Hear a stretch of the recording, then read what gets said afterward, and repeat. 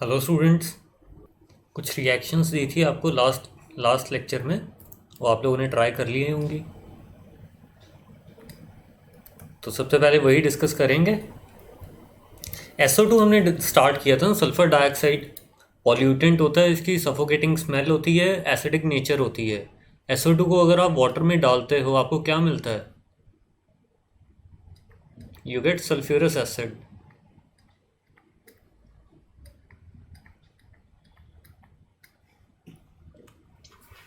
अब SO2 की acidic nature के साथ साथ आपको रिड्यूसिंग नेचर भी देखने को मिलती है। तो बेसिकली ये जितनी भी रिएक्शंस हैं ये SO2 की एसिडिक नेचर नहीं शो कर रही, ये रिड्यूसिंग नेचर को शो कर रही हैं।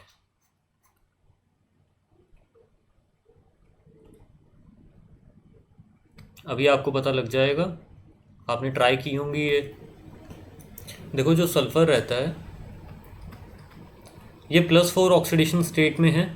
It can get oxidise to +6 oxidation state. +6 oxidation state में ये क्या बनाएगा? सल्फेट बनाएगा। रिड्यूस हो रहा है, सॉरी ये खुद ऑक्सीडाइज हो रहा है तो दूसरे किसी को रिड्यूस करेगा, तो SO2 will act as a reducing agent in all these reactions. Join कर लिया सबने? चलो आई थिंक मोस्टली स्टूडेंट्स ने ज्वाइन कर लिया है। तो फर्स्ट रिएक्शन के देखो क्या क्या प्रोडक्ट्स बनेंगे। आपने क्लोरीन ली है, chlorine is in 0 oxidation state, sulphur यहाँ पे +4 ऑक्सीडेशन स्टेट में है। Sulphur will get oxidised, chlorine will get reduced. Chlorine किस में रिड्यूस होगी? 0 से -1 में जाएगी, HCl मिलेगा। साथ में जो सल्फर है +4 ऑक्सीडेशन स्टेट में वो ऑक्सीडाइज हो जाएगा टू +4, वो +4 से +6 तक ऑक्सीडाइज हो जाएगा to give you sulphuric acid. Sulphur की यहाँ ऑक्सीडेशन स्टेट +6 और यहाँ -1। अब नेक्स्ट रिएक्शन अगर आप देखो, KMnO4 बहुत अच्छा ऑक्सीडाइजिंग एजेंट है।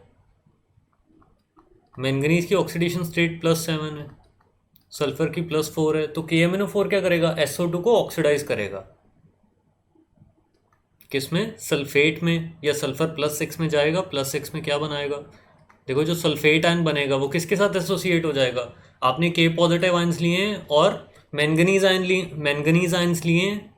मैंगनीज +7 से किस स्टेट तक रिड्यूस होगा ये आपने ध्यान रखना है कि KMnO4 जो होता है वो एसिडिक मीडियम में +2 ऑक्सीडेशन स्टेट तक जाएगा और अल्कलाइन मीडियम या न्यूट्रल मीडियम में मोस्ट ऑफ द टाइम्स वो MnO2 बनाता है, +4 ऑक्सीडेशन स्टेट तक जाता है।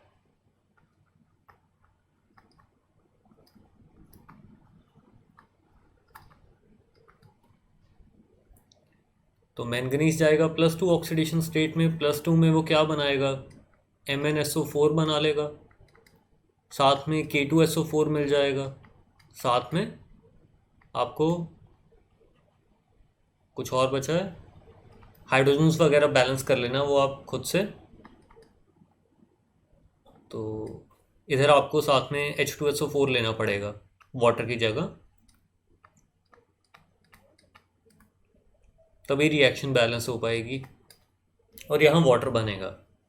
ठीक है, KMnO4 को हमने एसिडिफाई करवाया है बाय मीन्स ऑफ H2SO4 और SO2 गैस उसमें से जब पास करवाई तो SO2 जो सल्फर है वो ऑक्सीडाइज हो गया है, KMnO4 गेट्स रिड्यूस्ड।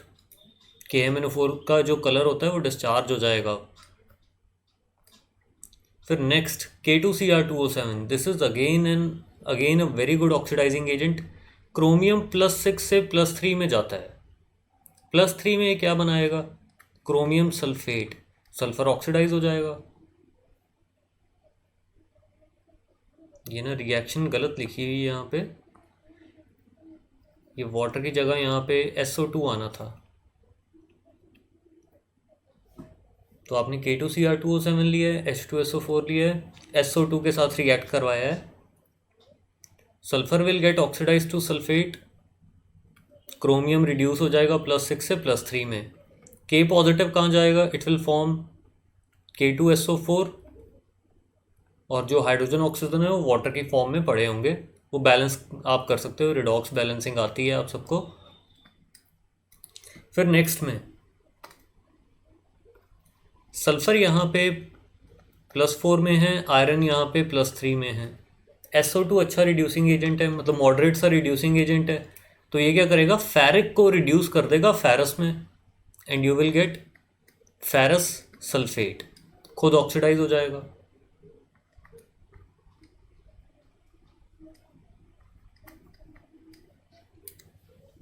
साथ में देख लेना H सल्फेट आयंस आएंगे राइट वाली साइड, वो H2SO4 की फॉर्म में पड़े होंगे। तो ये आपका रिएक्शन है, ये सारे प्रोडक्ट्स हैं आपके, जो 4 रिएक्शंस आपको दी गई थी।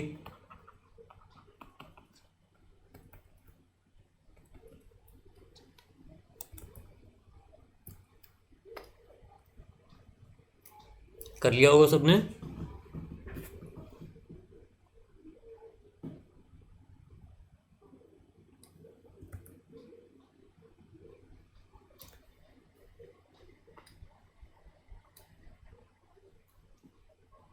ये आप जल्दी से इसके आंसर्स नोट कर लीजिए।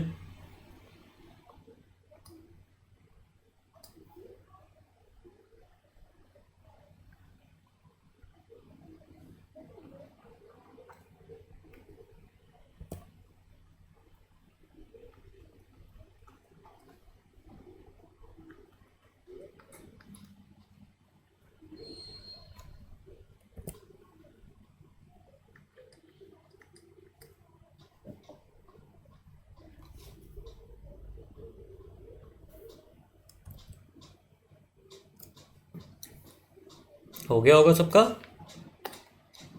डन।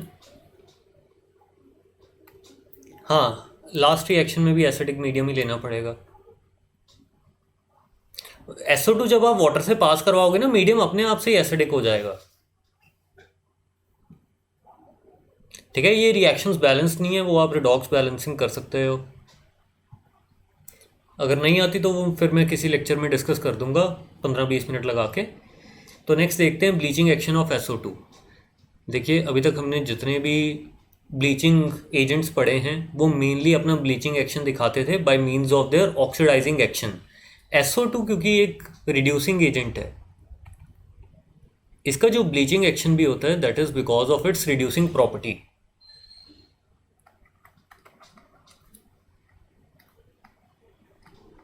तो bleaching action of SO2 will B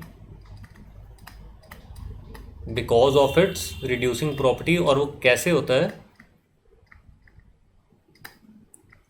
जैसे आपने किसी सब्सटेंस को ब्लीच करना है, उसमें कुछ कलर्ड इम्प्योरिटीज प्रेजेंट हैं जो कि ऑक्सीडाइज्ड फॉर्म में है।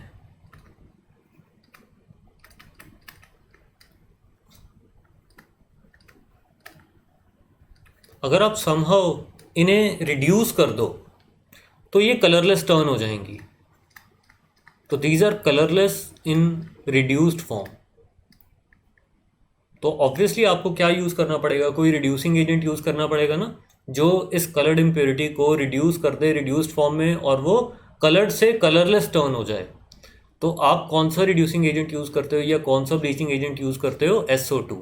देखिए, SO2 जब खुद ऑक्सीडाइज होगी ना +4 से +6 में, तो जैसे ये नेसेंट हाइड्रोजन लिबरेट हो रही है, इस नेसेंट हाइड्रोजन की वजह से आपको रिडक्शन देखने को मिलेगी।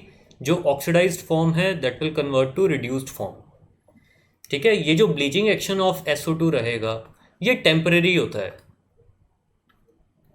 टेम्परेरी का मतलब ये है कि अगर आप इस रिड्यूस्ड फॉर्म को ओपन एनवायरनमेंट कंडीशन में छोड़ोगे, ओपन एटमॉस्फेरिक कंडीशन में छोड़ोगे, by the action of the atmospheric agents such as oxygen. हमारे एटमॉस्फेयर में बहुत सारी ऑक्सीजन प्रेजेंट होती है ना, तो एटमॉस्फेरिक ऑक्सीजन क्या करेगी, इस रिड्यूस्ड फॉर्म को दोबारा से ऑक्सीडाइज कर देगी। तो atmospheric oxygen will again oxidise this reduced form to oxidised form. और ऑक्सीडाइज्ड फॉर्म क्या हो जाएगी आपकी, कलर्ड हो जाएगी, कलर दोबारा से अपीयर हो जाएगा। जैसे न्यूज़पेपर होता है, आपने देखा होगा न्यूज़पेपर को ना जब ब्लीच करते हैं तो बेसिकली जैसे टेम्परेरी ब्लीचिंग होती है, इसीलिए न्यूज़पेपर को जब आप धूप में छोड़ते हो तो वो जो ब्लीचिंग एक्शन होता है वो रिवर्स हो जाता है, दोबारा से जो एटमॉस्फेरिक ऑक्सीजन है रिड्यूस्ड फॉर्म से ऑक्सीडाइज्ड फॉर्म में कन्वर्ट करना शुरू कर देती है इम्प्योरिटीज़ को, और ऑक्सीडाइज्ड फॉर्म में फिर कलर आना स्टार्ट हो जाता है।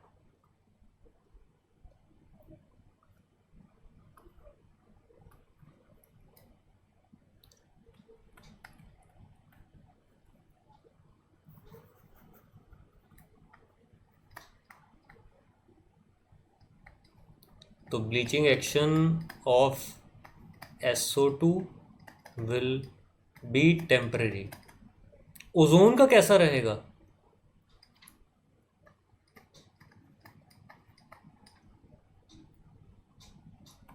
Ozone Cl2, CaOCl2, they have a permanent bleaching action.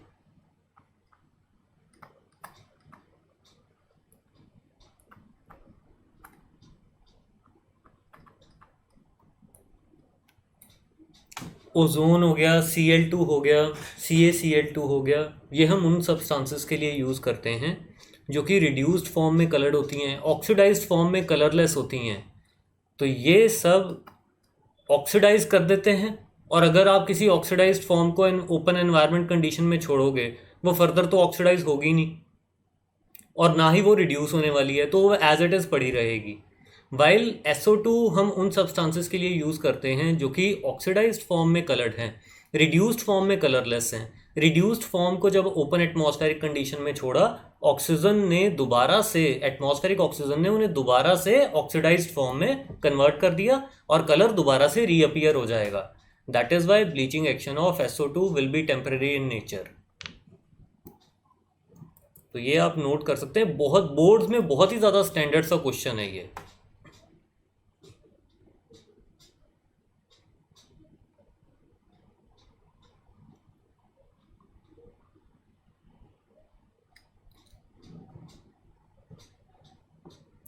ये जो क्लोरीन हो गई, ब्लीचिंग पाउडर हो गया, ओजोन हो गई, इन सब का जो ऑक्सीडाइजिंग एक्शन है दैट विल बी परमानेंट।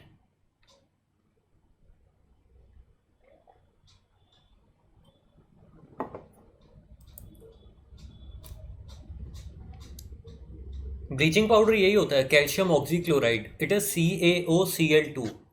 ये मिक्स्ड सॉल्ट होता है, इसमें दो टाइप के एनायंस होते हैं, एक होता है क्लोराइड आयन और एक होता है हाइपोक्लोराइट आयन।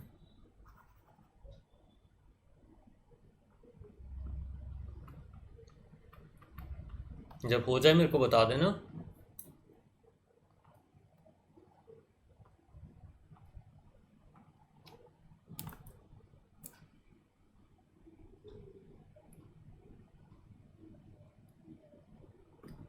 डन, चलो वेरी गुड।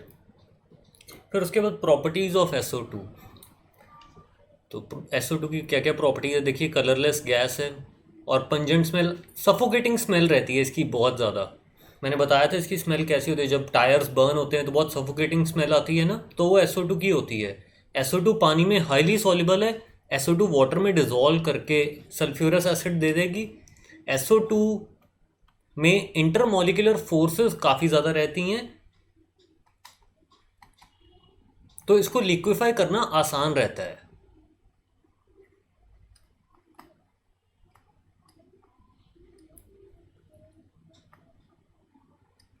इंटरमॉलिक्यूलर फोर्सेस ज़्यादा हैं, लिक्विफैक्शन इसकी आसान है, इसका क्रिटिकल टेम्परेचर ज़्यादा होता है। जिसका क्रिटिकल टेम्परेचर ज़्यादा होता है उसको आप आराम से लिक्विफाई करवा पाते हो। तो this liquefies at room temperature under a pressure of 2 एटमॉस्फेयर्स। 2 एटमॉस्फेयर्स कोई बहुत ज़्यादा प्रेशर तो नहीं होता, और SO2 बॉयल करती है एट 263 केल्विन। तो बॉइलिंग पॉइंट भी इसका गैसेस, बाकी गैसेस के कंपैरिजन में काफ़ी ज़्यादा है, मतलब -10 डिग्री सेल्सियस पे आप इसको लिक्विफाई करवा सकते हो अंडर नॉर्मल कंडीशंस। ओके, तो ये आप बाद में नोट कर लेना, मैं PDF शेयर कर दूंगा। फिर यूजेस ऑफ SO2, ये अभी नोट करना है।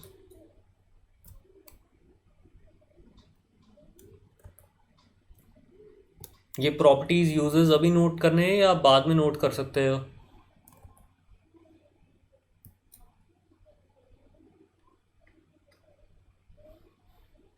अभी करने हैं? कर लो कोई बात नहीं फिर।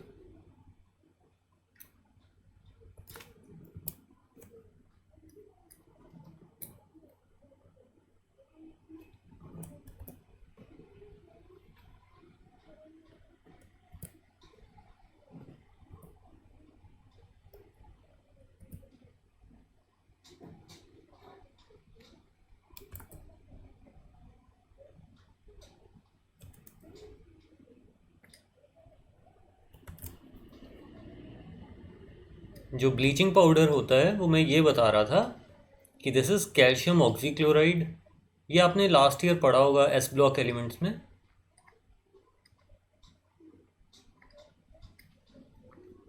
तो ये किसका मिक्सचर रहता है? ये मिक्स्ड सॉल्ट है। इसमें हाइपोक्लोराइट आयन होता है और क्लोराइड आयन होता है।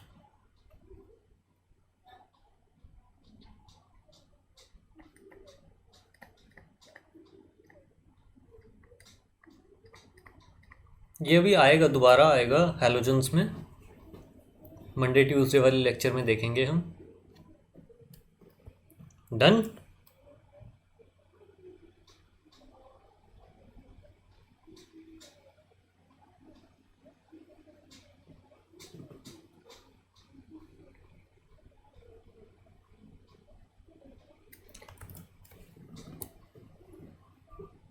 ठीक है, ये ब्लीचिंग एक्शन सिंपल सा है, इम्पॉर्टेंट है। देखो, अगर कलर्ड फॉर्म में जो इम्प्योरिटीज़ हैं वो रिड्यूस्ड फॉर्म में हैं और ऑक्सीडाइज्ड फॉर्म में कलरलेस हैं, तो आप कौन से ब्लीचिंग एजेंट्स यूज़ करोगे? ओजोन यूज़ करोगे, Cl2 यूज़ करोगे और कैल्शियम ऑक्सीक्लोराइड यूज़ करोगे। अगर ऑक्सीडाइज्ड फॉर्म में कलरलेस है ना कंपाउंड, तो वो दोबारा से रिड्यूस आसानी से अपने आप से नहीं होता, क्योंकि एटमॉस्फेयर में रिड्यूसिंग एजेंट्स कम हैं, ऑक्सीडाइजिंग एजेंट्स ज़्यादा हैं।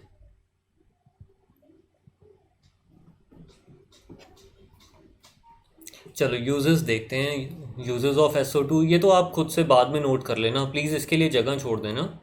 तो रिफाइनिंग ऑफ पेट्रोलियम, शुगर में SO2 आप यूज़ करते हो। ब्लीचिंग किस किस की करते हो? वूल की करते हो, सिल्क की करते हो।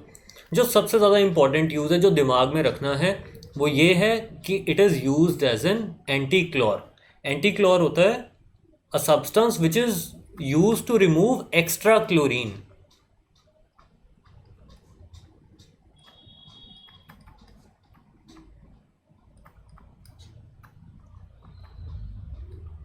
जैसे क्लोरीन आप बहुत ज़्यादा ब्लीचिंग पर्पसेस में यूज़ करते हो, तो एक्सेस ऑफ क्लोरीन को रिमूव करने के लिए हम SO2 को यूज़ करते हैं। तो SO2 को बोला जाता है it is an anti chlor. Reaction क्या रहेगा? देखिए, SO2 एक्सेस ऑफ क्लोरीन के साथ रिएक्ट करना स्टार्ट कर देगा in the presence of charcoal to give you this compound which is known as sulphuryl chloride.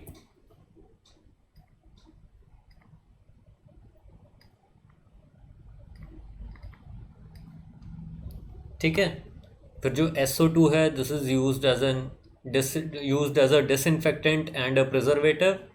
SO2 को हम अभी यूज़ करेंगे to manufacture sulphuric acid, sodium hydrogen sulphide which is NaHSO3, calcium hydrogen sulphide which is this calcium bisulphide भी बोलते हैं इसको। और जो लिक्विड SO2 है ये हम यूज़ करते हैं as a solvent to dissolve a number of organic and inorganic chemicals. ठीक है, ये चीज़ सबसे ज़्यादा इम्पॉर्टेंट है कि SO2 को एज एन एंटी क्लोर यूज़ किया जाता है। ठीक, यूजेस आप बाद में नोट कर सकते हो। फिर उसके बाद हम आते हैं सल्फ़र के और कंपाउंड्स पे। सल्फ़र आपको पता है बहुत सारे ऑक्सो एसिड्स बनाता है, आपने कुछ सुने भी हुए हैं, जैसे कैरोज एसिड सुना हुआ है, मार्शल्स एसिड सुना हुआ है, या आपने ओलियम सुना हुआ है, sulphuric acid, sulphurous acid.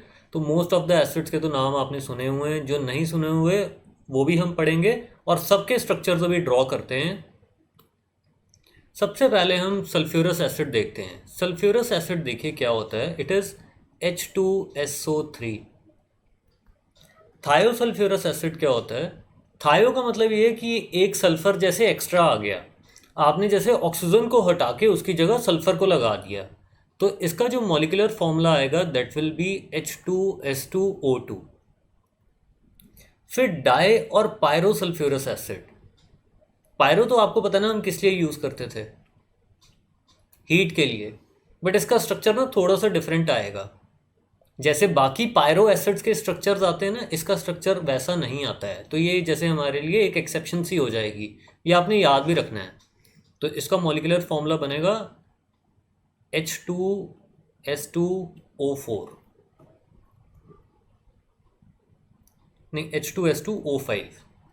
डाइथाइनस acid का जो फॉर्मूला बनेगा दैट इज H2S2O4।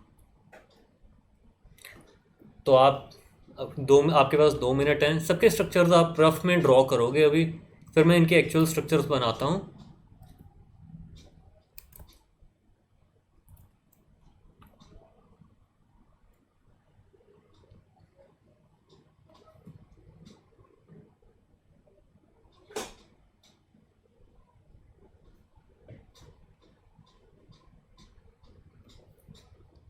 हाँ मैं स्ट्रक्चर सबके ही बता रहा हूँ दोबारा से, आप एक बार ट्राई कर लो। जो भी डाउट्स हैं ना लास्ट के 15-20 मिनट्स ना हम एज अ डाउट सेशन ही रखा करेंगे।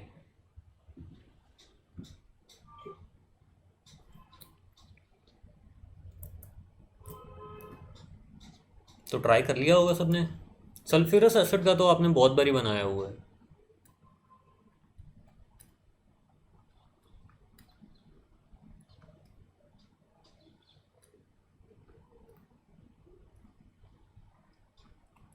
ऐसा आ जाएगा।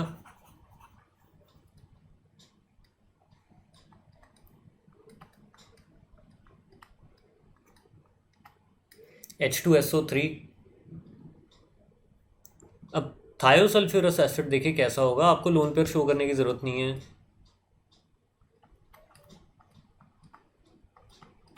या आपने ऐसा बनाया होगा, सल्फर के पास एक लोन पेयर रहेगा, वो आपने ध्यान रखना है। थायोसल्फ्यूरस एसिड में देखिए क्या होगा, आप एक ऑक्सीजन की जगह सल्फर लगा दो,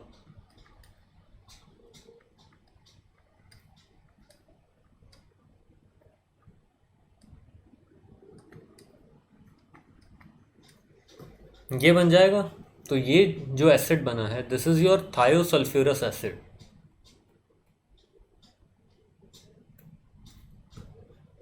फिर डाई और पायरोसल्फ्यूरस एसिड, ये कैसा दिखता है आपको?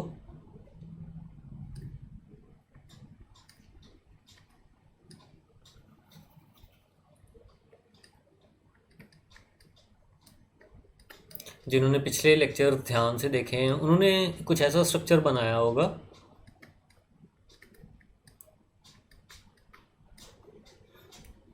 ऐसा बनाया होगा ना कि दो मॉलिक्यूल्स को जोड़ दिया है और वाटर मॉलिक्यूल निकाल दिया है और SOS लिंकेज आ जाएगी।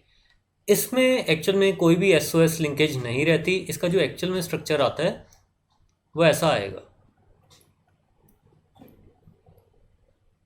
तो दिस इज योर डाई और पायरोसल्फ्यूरस एसिड।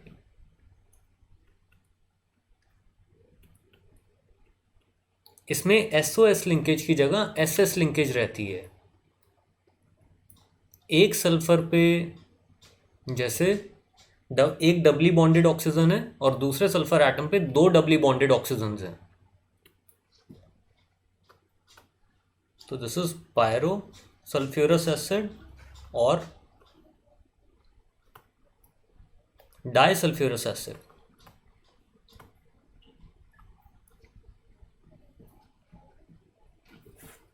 इंपॉर्टेंट पॉइंट ये है कि नो SOS लिंकेज।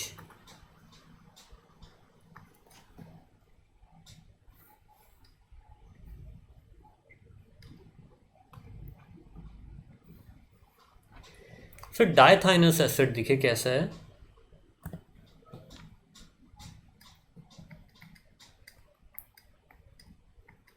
थायो जहाँ आ गया ना वहाँ पे तो पक्का जैसे सल्फर सल्फर के बीच में कुछ ना कुछ बॉन्ड रहेगा ही रहेगा। तो ये आपका डायथाइनस एसिड है।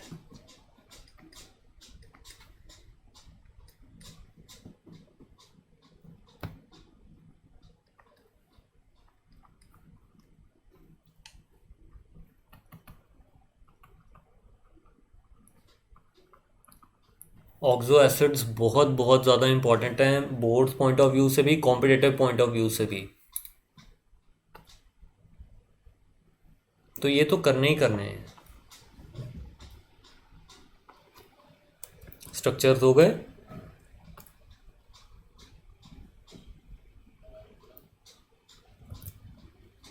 हाँ, लोन पर मैंने शो कर दिया अब सब में।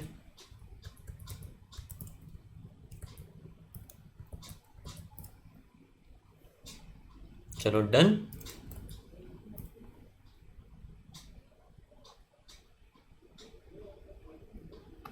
आगे करते हैं। ये तो जैसे सल्फ्यूरस एसिड की सीरीज हो गई, हमने सल्फ्यूरस एसिड को मॉडिफाई कर लिया ना थोड़ा बहुत, तो उससे ही फिर ये सारे एसिड्स आ गए हमारे पास। फिर उसके बाद सल्फ्यूरिक एसिड की सीरीज देखते हैं। सल्फ्यूरिक एसिड तो आपको पता ही है, बहुत टाइम से पढ़ते आ रहे हो कि सल्फ्यूरिक एसिड क्या होता है। It is H2SO4। तो उसका स्ट्रक्चर बनाना भी बिल्कुल भी मुश्किल नहीं है, ऐसा होता है। सल्फर एटम तो sp3 हाइब्रिडाइज्ड होगा ना। फिर आपने थायोसल्फ्यूरिक एसिड लिया। थायोसल्फ्यूरिक एसिड में आप क्या करोगे, आप एक ऑक्सीजन को जैसे रिप्लेस कर दोगे सल्फर से। तो ये जो आपके पास मॉलिक्यूल बना है, दिस इज योर थायोसल्फ्यूरिक एसिड। तो एक ऑक्सीजन की जगह हमने सल्फर बढ़ा दिया, तो H2S2O3। फिर अब डाई और पायरोसल्फ्यूरिक एसिड, ये तो इजी है। इसको आप क्या बोलते हो, इसको ओलियम भी बोला जाता है।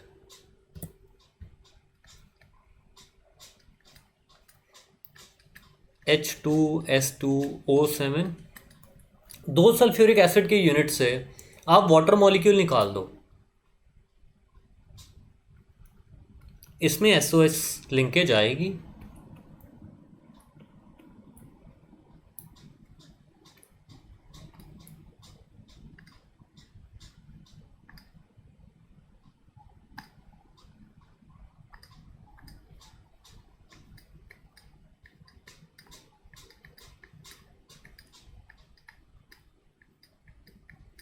और ये आपका स्ट्रक्चर आएगा पायरोसल्फ्यूरिक एसिड, या इसको डायसल्फ्यूरिक एसिड, या इसको ओलियम बोलते हैं। ओके। तो ये तीनों तो बहुत ज़्यादा सिंपल है, बिल्कुल भी डिफ़िकल्टी नहीं होनी चाहिए।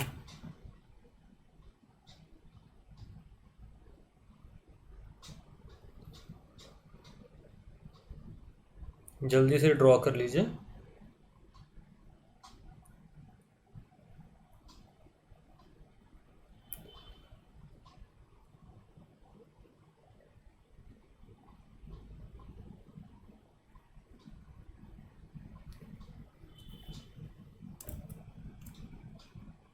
डन।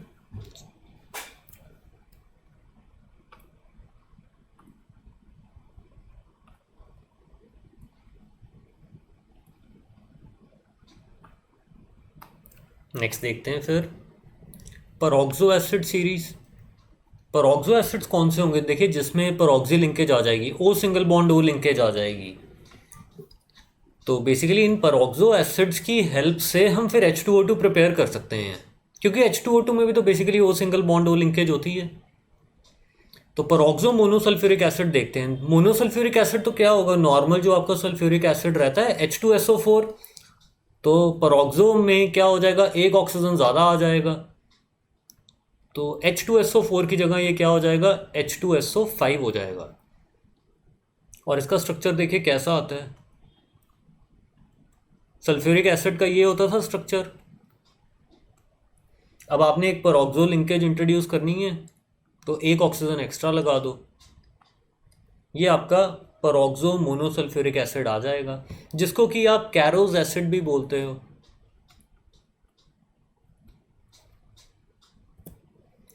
फिर ऐसे परऑक्सो डाइसल्फ्यूरिक एसिड क्या होगा, डाइसल्फ्यूरिक एसिड अभी हमने पढ़ा है, ओलियम होता है, दैट इज H2S2O7। तो आपने एक ऑक्सीजन एक्स्ट्रा डाल देना है इसमें, H2S2O8। तो इसको मार्शल्स एसिड भी कहा जाता है, और इसका स्ट्रक्चर क्या आएगा, बिल्कुल वैसा ही आएगा जैसा ओलियम का आया था, बस बीच में एक परऑक्सी लिंकेज आ गई है।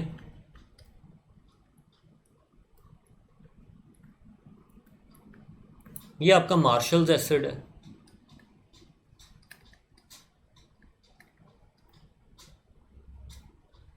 या पेरोक्सो डाइसल्फ्यूरिक एसिड भी बोल सकते हो इसको। ये पेरोक्सो डाइसल्फ्यूरिक एसिड को हम प्रिपेयर करते हैं bye the electrolysis of concentrated H2SO4। ये हमने डिस्कस किया हुआ है इलेक्ट्रोकेमिस्ट्री में। जब आप कॉन्सेंट्रेटेड H2SO4 की इलेक्ट्रोलिसिस करते हो ना, ये हाइड्रोजन सल्फेट आयंस ये एनोड पे जाते हैं, वहाँ जाके ना ऑक्सीडाइज हो जाते हैं to give you this H2S2O8। 2 electrons lose कर देंगे। ये आपके एनोड पे रिएक्शन होता था।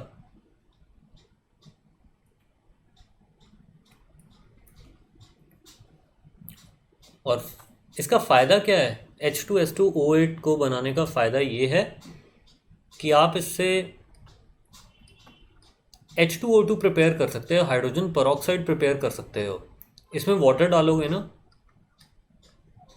तो आपको सबसे पहले तो मिलेगा H2SO5 which is कैरोज acid plus H2SO4, ये मिलेगा।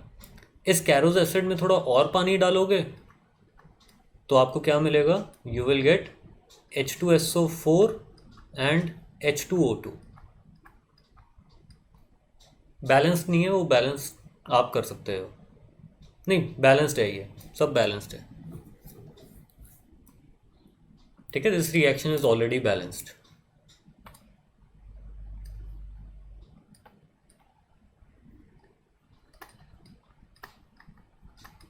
तो Marshall's acid is prepared by the electrolysis of concentrated H2SO4।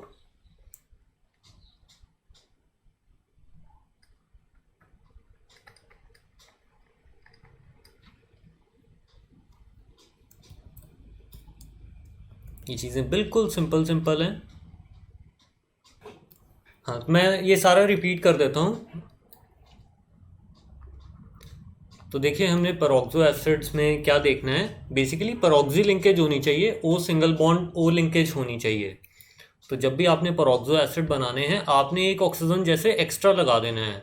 अगर आप मोनोसल्फ्यूरिक एसिड की बात करते हो which is H2SO4, peroxo monosulfuric acid में आप एक ऑक्सीजन एक्स्ट्रा ऐड कर दोगे, H2SO5 पेरोक्सो मोनोसल्फ्यूरिक एसिड हो जाएगा और उसमें आपको ये O single bond O linkage देखने को मिलेगी। ये आपका कैरोज एसिड है। सिमिलरली आपने ओलियम पढ़ा है अभी। ओलियम क्या होता है? It is H2S2O7 which is disulphuric acid. ऐसे ही होता है। तो पेरोक्सो डाइसल्फ्यूरिक एसिड में क्या होगा? एक ऑक्सीजन और ऐड कर दो तो ये जो आपका एसिड बनेगा this is marshals acid. Marshals acid का बिल्कुल वैसा ही स्ट्रक्चर आया है जैसा आपका पायरो डाइसल्फ्यूरिक एसिड का स्ट्रक्चर आया था। अब मार्शल्स एसिड को हम प्रिपेयर कैसे करते हैं? Bye the electrolysis of concentrated H2SO4। so this is prepared by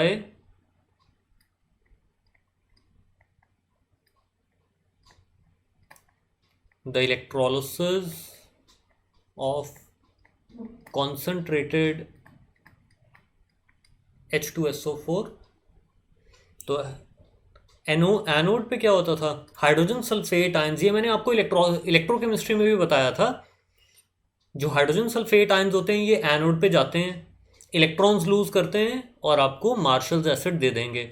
marshals acid में अगर आप वाटर ऐड करते हो तो आपको कैरोज एसिड मिलेगा, साथ में सल्फ्यूरिक एसिड मिलेगा। और फिर अगर आप कैरोज एसिड में वाटर ऐड करते हो you will get H2SO4 and H2O2। Okay, तो Marshall's acid is use to prepare hydrogen peroxide.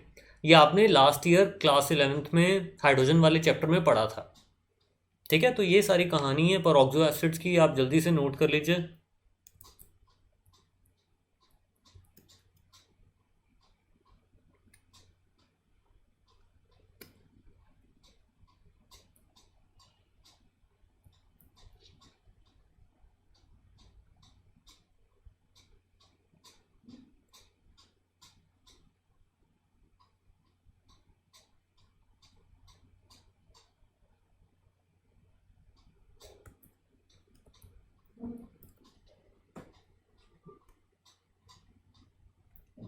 Audio का इशू तो नहीं है अब किसी को?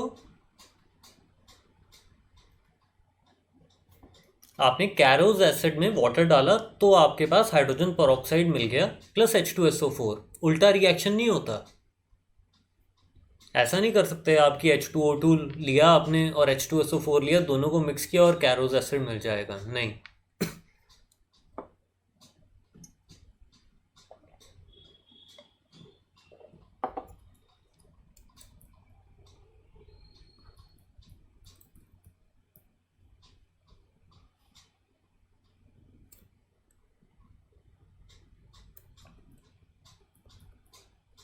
डन।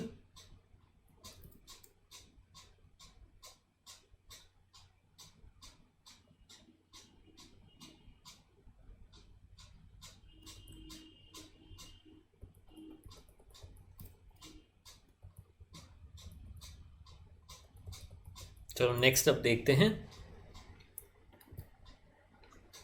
थायनिक एसिड्स। थायनिक एसिड्स में देखिए क्या रहेगा, थायो वर्ड आ गया ना, तो SS लिंकेज तो पक्का होगी। डायथाइनिक एसिड क्या होगा,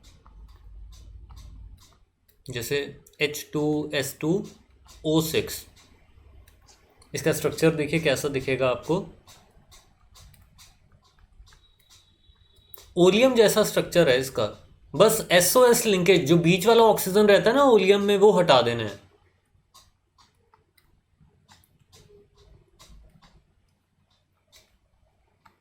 तो देखिए मॉलिक्यूलर फॉर्मूला इसका क्या आएगा, H2S2O6।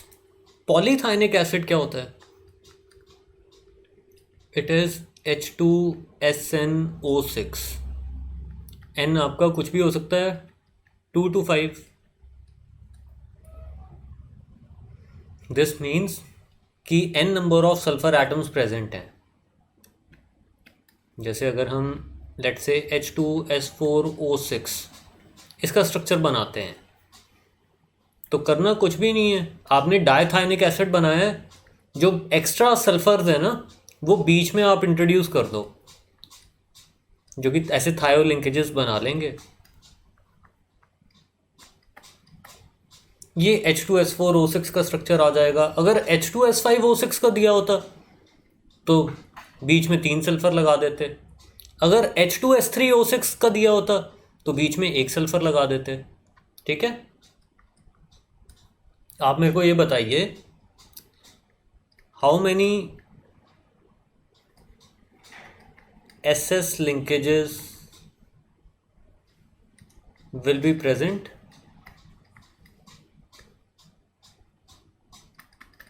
in H2SnO6? कितनी होंगी, n होंगी, n+1 होंगी, n-1 होंगी, n-2 होंगी, कितनी होनी चाहिए, n-1। आप देखिए ये जैसे 4 सल्फर एटम्स हैं तो 3 SS लिंकेजेस आपको दिख रही हैं। यहाँ पे 2 सल्फर एटम्स थे तो 1 लिंकेज आपको दिख रही थी, तो this will B n-1 SS linkages. ठीक है, ये जल्दी से कर लीजिए।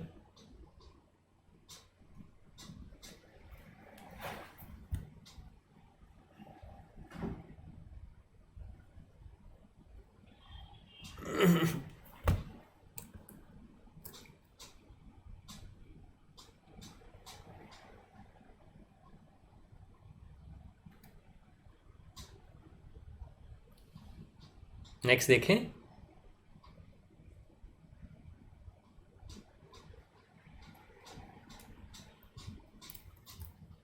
ये हो गया, एक बार कंफर्म कर दो।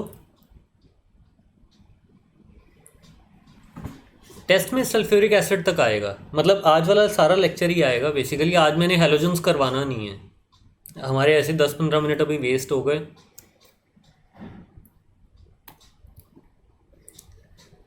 तो सल्फ्यूरिक एसिड देखते हैं। सल्फ्यूरिक एसिड बहुत ही ज़्यादा इम्पॉर्टेंट केमिकल है, इसको किंग ऑफ केमिकल्स कहा जाता है।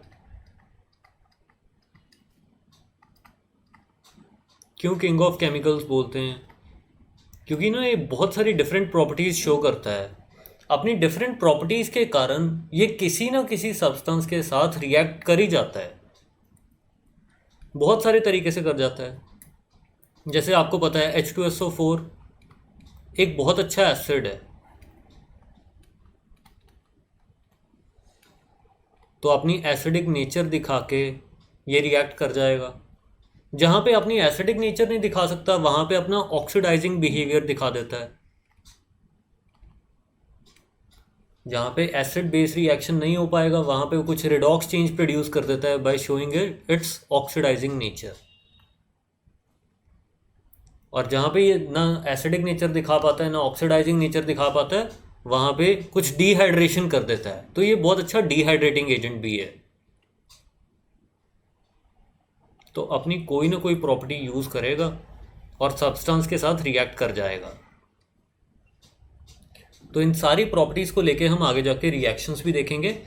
सबसे पहले H2SO4 को प्रिपेयर कैसे किया जाता है।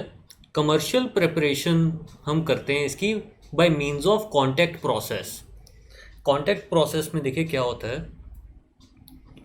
आप सबसे पहले एक पहले रफ में बता रहा हूँ आपको, SO2 जनरेट करवाओगे। SO2 जनरेट करने के बहुत सारे तरीके हैं, हमने वो देख ही लिए हैं प्रिपरेशन ऑफ SO2 में। फिर जो मेन रिएक्शन इसमें रहती है वो ये रहेगी कि SO2 की आप फर्दर ऑक्सीडेशन करवाते हो टू SO3। ये स्टेप सबसे ज़्यादा इम्पॉर्टेंट होता है और इस स्टेप में आपको कैटलिस्ट भी चाहिए होता है, जो कि आप यूज़ करते हो या तो प्लेटिनम गॉज या वेनेडियम पेंटाऑक्साइड। ये दोनों आप कैटलिस्ट यूज़ कर सकते हो। SO3 में हमने कन्वर्ट कर लिया है, सल्फ़र को हमने +4 से +6 तक ऑक्सीडाइज कर लिया है। अब SO3 is an anhydride of sulphuric acid. SO3 को अगर आप वाटर में डाल दोगे ना तो सल्फ्यूरिक एसिड आपको मिल जाएगा, पर डायरेक्टली वाटर में डाला नहीं जाता क्योंकि SO3 बहुत ही ज़्यादा कोरोजिव होती है, वेसल को ना ख़राब कर देगी, बहुत ज़्यादा हीट लिबरेट होती है। तो SO3 से H2SO4 कैसे बनाना है, तो वो सारे स्टेप्स अब बिल्कुल स्क्रैच से देखते हैं। तो सबसे पहले स्टेप में आपने करना क्या है, SO2 को प्रिपेयर करना है, फिर SO2 को ऑक्सीडाइज करवाएंगे, फिर जो SO3 बनेगा उससे हम H2SO4 प्रिपेयर करेंगे। तो preparation of SO2 is going to be our first step. और SO2 आप प्रिपेयर कर सकते हो सल्फर को बर्न करके, लास्ट लेक्चर में भी आपको बताया था। या आप क्या कर सकते हो SO2 आप ऑब्टेन करते हो by the roasting of sulphide ores. ये भी लास्ट लेक्चर में हमने डिस्कस किया था। SO2 हमें बहुत इजीली मिल जाएगी, ये बिल्कुल भी चैलेंजिंग टास्क नहीं है। अगला स्टेप इंपॉर्टेंट है सबसे ज़्यादा, which is conversion of SO2 to SO3। किस तरीके से की जाएगी, in the presence of catalyst.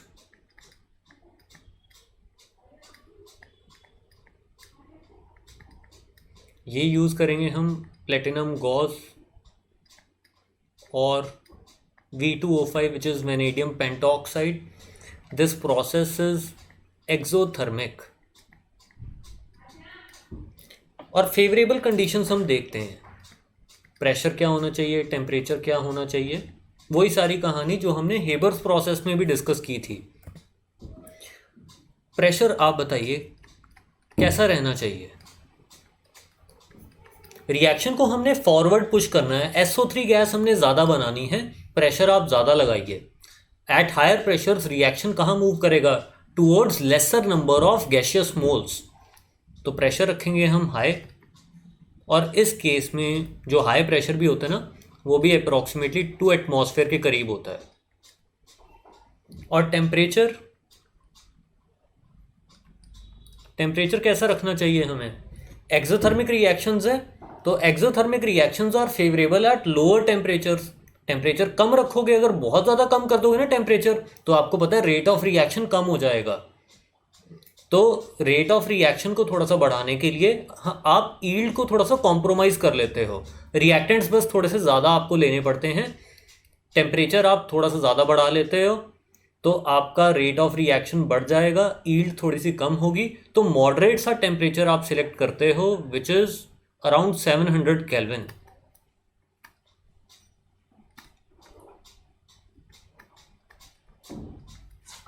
Low temperature is favourable for exothermic reactions, but low temperature पे yield would be very low. Sorry, गलत बता दिया मैंने। फॉर एक्सोथर्मिक रिएक्शंस ईल्ड तो लो टेम्परेचर पे ज़्यादा आएगी, बट रेट ऑफ रिएक्शन बहुत कम हो जाएगा। तो हम ट्रेड ऑफ सा कर लेते हैं, ईल्ड को थोड़ा सा कम कर लिया, रेट ऑफ रिएक्शन को बढ़ा लिया मॉडरेट से टेम्परेचर पे। तो ये सूटेबल टेम्परेचर रहेगा 700 केल्विन। कैटलिस्ट यूज़ करोगे आप प्लेटिनम और V2O5। प्लेटिनम गॉज पहले यूज़ होती थी, अब नहीं यूज़ होती, क्योंकि लोगों को पता लग गया है कि पैसे की वैल्यू है, प्लेटिनम बहुत ज़्यादा महंगा है।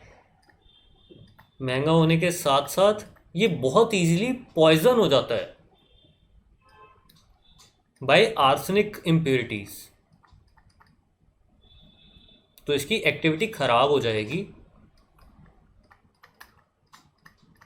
तो इसलिए V2O5 is the preferred choice.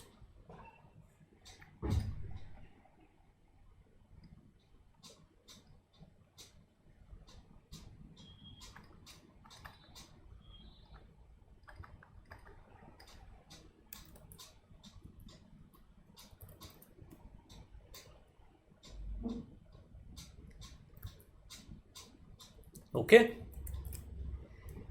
अब नेक्स्ट भी बता दूं, आप ये नोट कर लेना, मैं टाइम देता हूं आपको। अगला स्टेप कर लें। अब SO3 तो हमने प्रिपेयर कर ली। SO3 को अगर हम वाटर में डालें तो theoretically this reaction is entirely possible,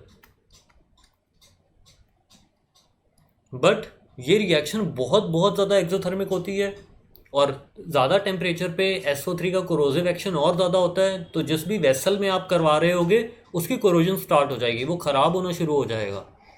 तो it is never advisable to add SO3 directly to water. तो अब क्या करें, हम SO3 को डिज़ोल्व करवाते हैं इन कॉन्सेंट्रेटेड H2SO4। तो नेक्स्ट स्टेप हमारा रहेगा प्रेपरेशन ऑफ ओलियम। ओलियम बनाएंगे पहले हम।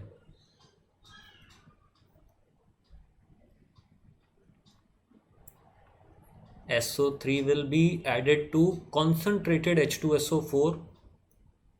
तो देखिए क्या बनेगा, H2S2O7। ये ओलियम आ गया आपका। अब नेक्स्ट स्टेप में आप ओलियम की डाइल्यूशन करते हो। ओलियम में आप वाटर ऐड करोगे,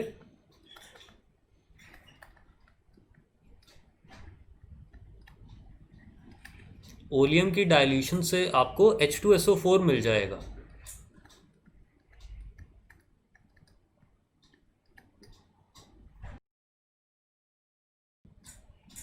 तो यू विल गेट H2SO4। हाँ, डाइल्यूशन ऑफ ओलियम भी देखिए कैसे की जाती है।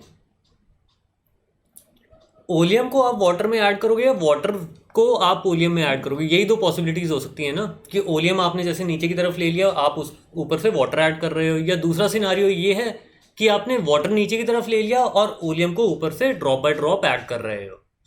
तो बेस्ट ये रहता है कि you add oleum to water drop by drop. ये ठीक है, ये गलत है, आपने क्लास 10th में भी पक्का से पढ़ा होगा।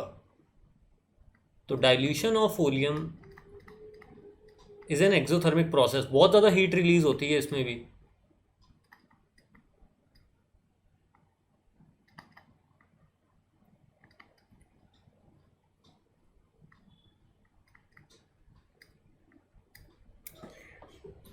तो अगर हीट इतनी ज़्यादा रिलीज होती है, कुछ जो वाटर है, जो सॉल्यूशन है, वो बाहर स्प्लैश आउट कर सकता है। तो अगर यहाँ से कुछ स्प्लैश आउट करेगा भी तो वो क्या होगा, मेनली वाटर ही होगा। While in the case of this scenario, water अगर आप ऐड करते हो, इतनी ज़्यादा हीट रिलीज होगी, जो सॉल्यूशन बाहर निकलेगा वो ओलियम होगा, वो बहुत ही ज़्यादा कॉन्सेंट्रेटेड एसिड होगा और वो इंजरी कॉज कर सकता है। और उसके साथ साथ क्या होगा, जो आपका फ्लास्क है वो भी ब्रेक कर सकता है।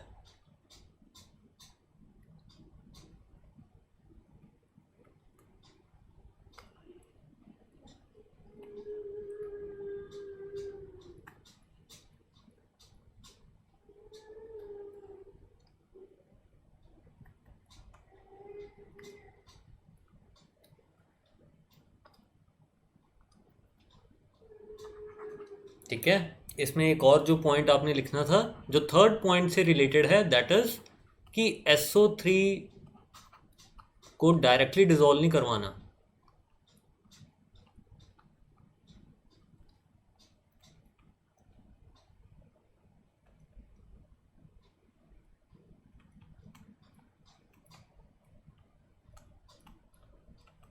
क्यों नहीं करवाना? क्योंकि SO3 इज हाईली कोरोसिव। ये रिएक्शन बहुत ज़्यादा कोरोसिव रहेगा। सिंपल सा मेथड है।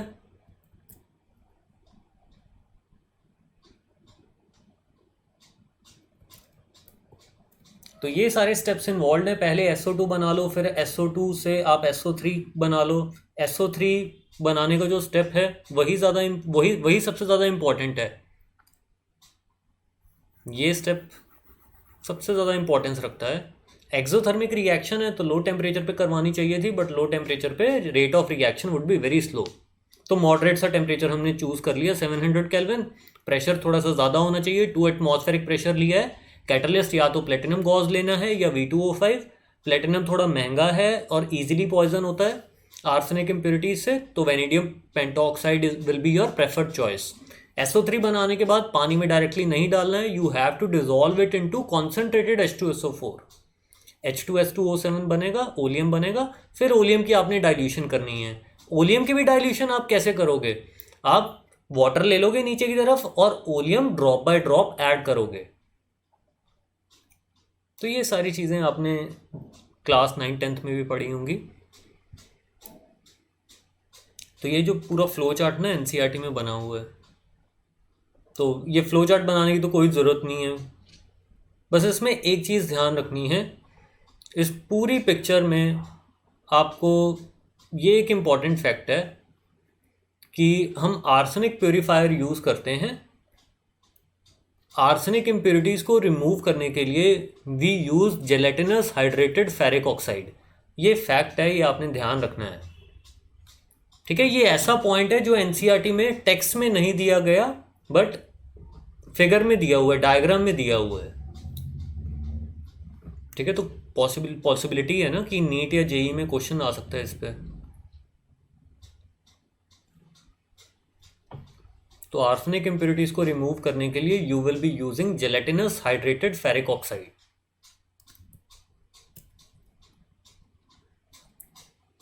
ये सब हो गया, आगे कर सकते हैं।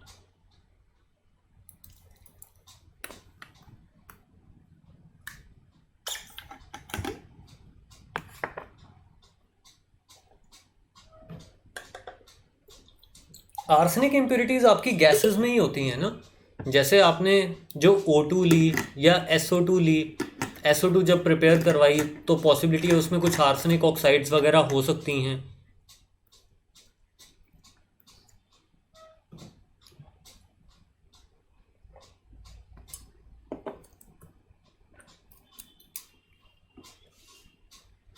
फोर्थ स्टेप में हमने क्या किया है, H2S2O7 ओलियम होता है ना। ओलियम क्या होता है? Pyrosulphuric acid. पायरोसल्फ्यूरिक एसिड का स्ट्रक्चर हमने कैसे ड्रॉ किया था? आपने H2SO4 के 2 मॉलिक्यूल से वाटर मॉलिक्यूल निकाल दिया था।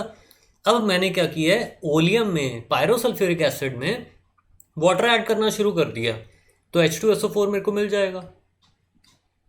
अब वो ओलियम से जो ओलियम से जो आपने H2SO4 बनाना है, वो भी आप कैसे बनाओगे? आपके पास दो तरीके हैं ना, या तो आप वाटर में ओलियम ऐड करो, या आप ओलियम लेके ऊपर से वाटर डाल दो। कौन सा वाला सिनारियो ज़्यादा बेस्ट है? लेफ्ट वाला। तो वो अभी हमने डिस्कस किया है।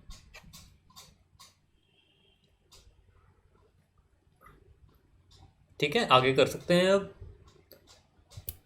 फिर है physical properties of sulphuric acid. ये अभी हमने थोड़ी देर पहले भी डिस्कस किया है। Sulphuric acid is also known as king of chemicals. Sulphuric acid जो होता है it is a colourless dense oily liquid, बहुत डेंस लिक्विड रहता है जिसकी डेंसिटी भी काफ़ी ज़्यादा होती है, 1.84, almost twice as heavy as water. क्यों होती है इसकी डेंसिटी ज़्यादा? क्योंकि इसमें हाइड्रोजन बॉन्डिंग बहुत ज़्यादा एक्सटेंसिव होती है। ये नीचे की तरफ बनी हुई है।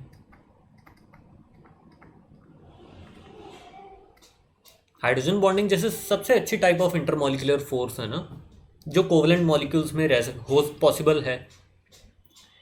तो because of this extensive hydrogen bonding this will be a highly dense oily liquid. Density इसकी 1.84 होती है।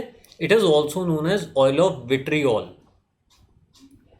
फिर ये जो एसिड है ये फ्रीज करता है 283 केल्विन पे, मतलब 10 डिग्री सेल्सियस पे, और बॉयल करता है 611 केल्विन पे।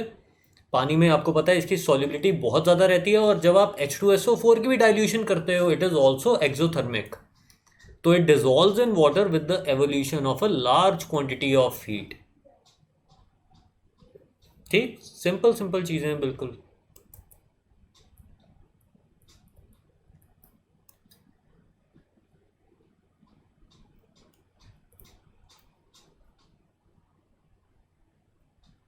तो ये आप जल्दी से नोट कर सकते हो।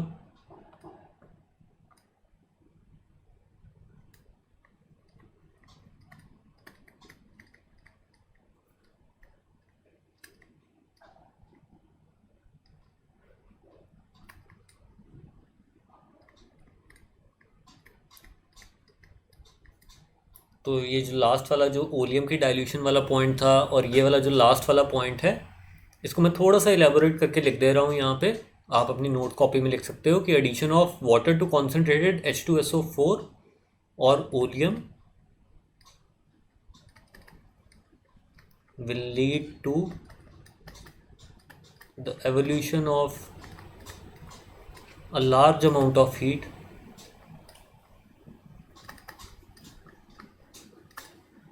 and may cause the solution to splash out.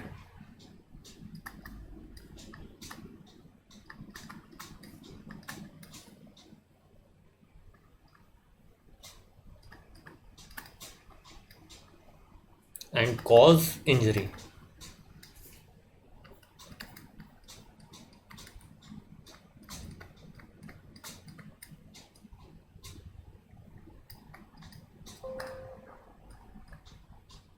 Oleum हो या कॉन्सेंट्रेटेड H2SO4 हो, पानी ऊपर से कभी भी ऐड नहीं करना। ये बिल्कुल भी सही तरीका नहीं है।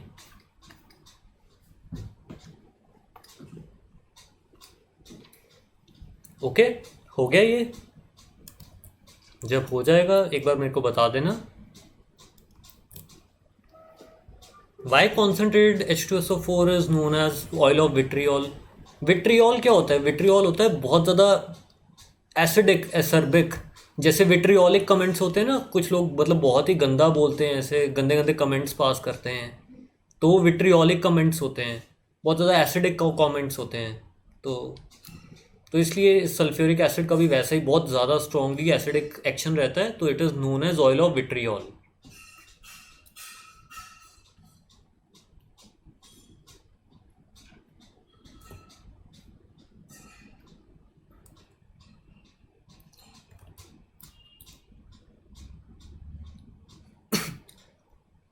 हो गया सबका?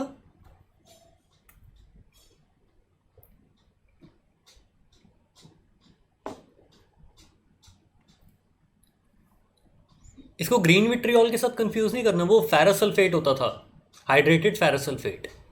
चलो, वेरी गुड, आगे बढ़ते हैं। Chemical properties of sulphuric acid. आपको पता है ना mainly chemical properties sulphuric acid की क्या होंगी? या तो एसिडिक नेचर की वजह से होगी, या ऑक्सीडाइजिंग नेचर की वजह से होगी, या डिहाइड्रेटिंग नेचर की वजह से होगी।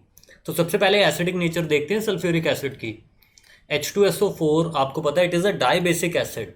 2H पॉजिटिव ये लूज कर सकता है, तो 2H पॉजिटिव अगर लूज करेगा, इसके दो डिसोसिएशन कॉन्स्टेंट्स आएंगे।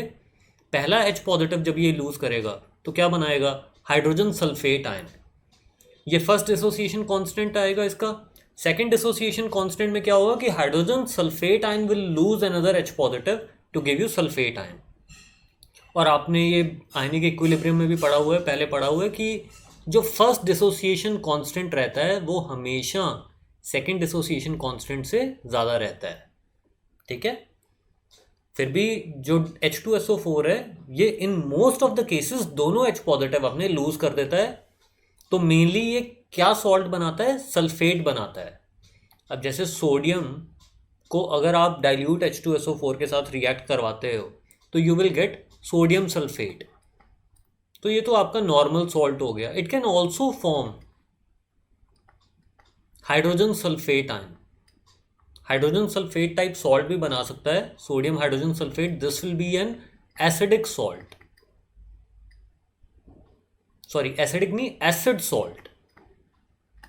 और एसिड सॉल्ट्स बनेंगे आपके when you take hot and concentrated sulphuric acid.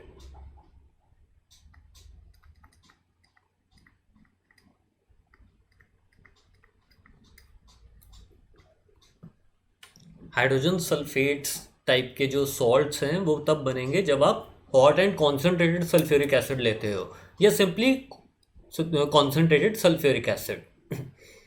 बहुत सारी रिएक्शंस में हॉट गिवन नहीं होता, वो अंडरस्टूड ही होता है कि रिएक्शन को करवाने के लिए थोड़ी बहुत हीटिंग की होगी।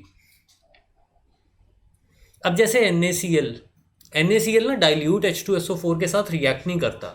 क्यों नहीं करता? आपको पता है NaCl किस किस एसिड बेस का सॉल्ट है? NaOH का सॉल्ट है, HCl का सॉल्ट है। HCl भी काफ़ी अच्छा एसिड है, स्ट्रॉन्ग एसिड है। H2SO4 थोड़ा सा ज़्यादा स्ट्रॉन्गर एसिड है HCl से। तो डाइल्यूट H2SO4 HCl को डिस्प्लेस नहीं कर सकता। तो आपको क्या करना पड़ता है? You have to use concentrated H2SO4 to carry out this reaction. तो NaCl को अगर आप रिएक्ट करवाना चाहते हो H2SO4 के साथ, कॉन्सेंट्रेटेड एसिड आप यूज करोगे और सोडियम अब स्ट्रॉन्गर एसिड के साथ सॉल्ट बनाएगा, वीकर एसिड डिस्प्लेस हो जाएगा। क्या मिलेगा आपको? अब क्योंकि कॉन्सेंट्रेटेड एसिड यूज किया है तो you will gate hydrogen sulphate, NaHSO4 बनेगा प्लस HCl गैस मिलेगी आपको जो कि निकल जाएगी। ठीक है, सिंपल है बिल्कुल। फिर Na2CO3 और डाइल्यूट H2SO4 को हमने रिएक्ट करवाया। जहाँ पे भी H2SO4 अकेला दिया होगा ना, अगर कुछ भी मेंशन नहीं है तो वो डाइल्यूट ही होगा। अब ये वैसे भी आप समझते हो कि Na2CO3 it is a salt of carbonic acid which is a weak acid. अब इसके साथ तो डाइल्यूट H2SO4 ही काफ़ी है, ये बहुत इजीली रिएक्ट कर जाएगा Na2CO3 के साथ। सोडियम H2SO4 के साथ सॉल्ट बनाएगा, it will give you Na2SO4 और वीकर एसिड जो कि आपका कार्बोनिक एसिड है वो डिस्प्लेस होगा। और वो कुछ ज़्यादा स्टेबल तो है नहीं, थर्मोडायनेमिकली थोड़ा अनस्टेबल है। थोड़ा सा हीट करोगे, हीट नहीं भी करोगे ना, छोड़ दोगे उसको, तो CO2 अपने आप से निकल जाएगी। और CO2 जब भी निकलती है it evolves with a brisk effervescence, फिज की फॉर्म में निकलती है, जैसे आपके सोडा बॉटल्स में होता है, कोल्ड ड्रिंक की बॉटल्स में होता है। फिर NaOH और H2SO4 का रिएक्शन ये तो बताने की भी ज़रूरत नहीं है, न्यूट्रलाइजेशन रिएक्शन है। Na2SO4 plus water, ammonia base है जस्ट लाइक NaOH। H2SO4 बहुत अच्छा एसिड है, एसिड बेस रिएक्शन हुआ है, न्यूट्रलाइजेशन होगा, क्या बनेगा? एमोनियम सल्फेट बनेगा। बस ये सिंपल सिंपल सी रिएक्शंस है, ये एसिडिक नेचर शो करती हैं H2SO4 का।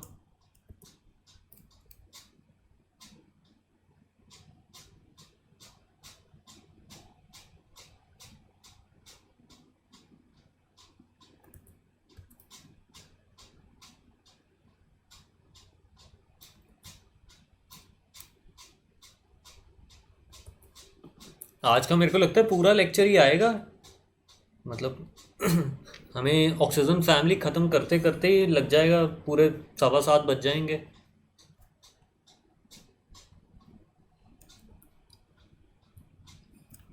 लास्ट में कुछ रोड मैप्स भी करेंगे।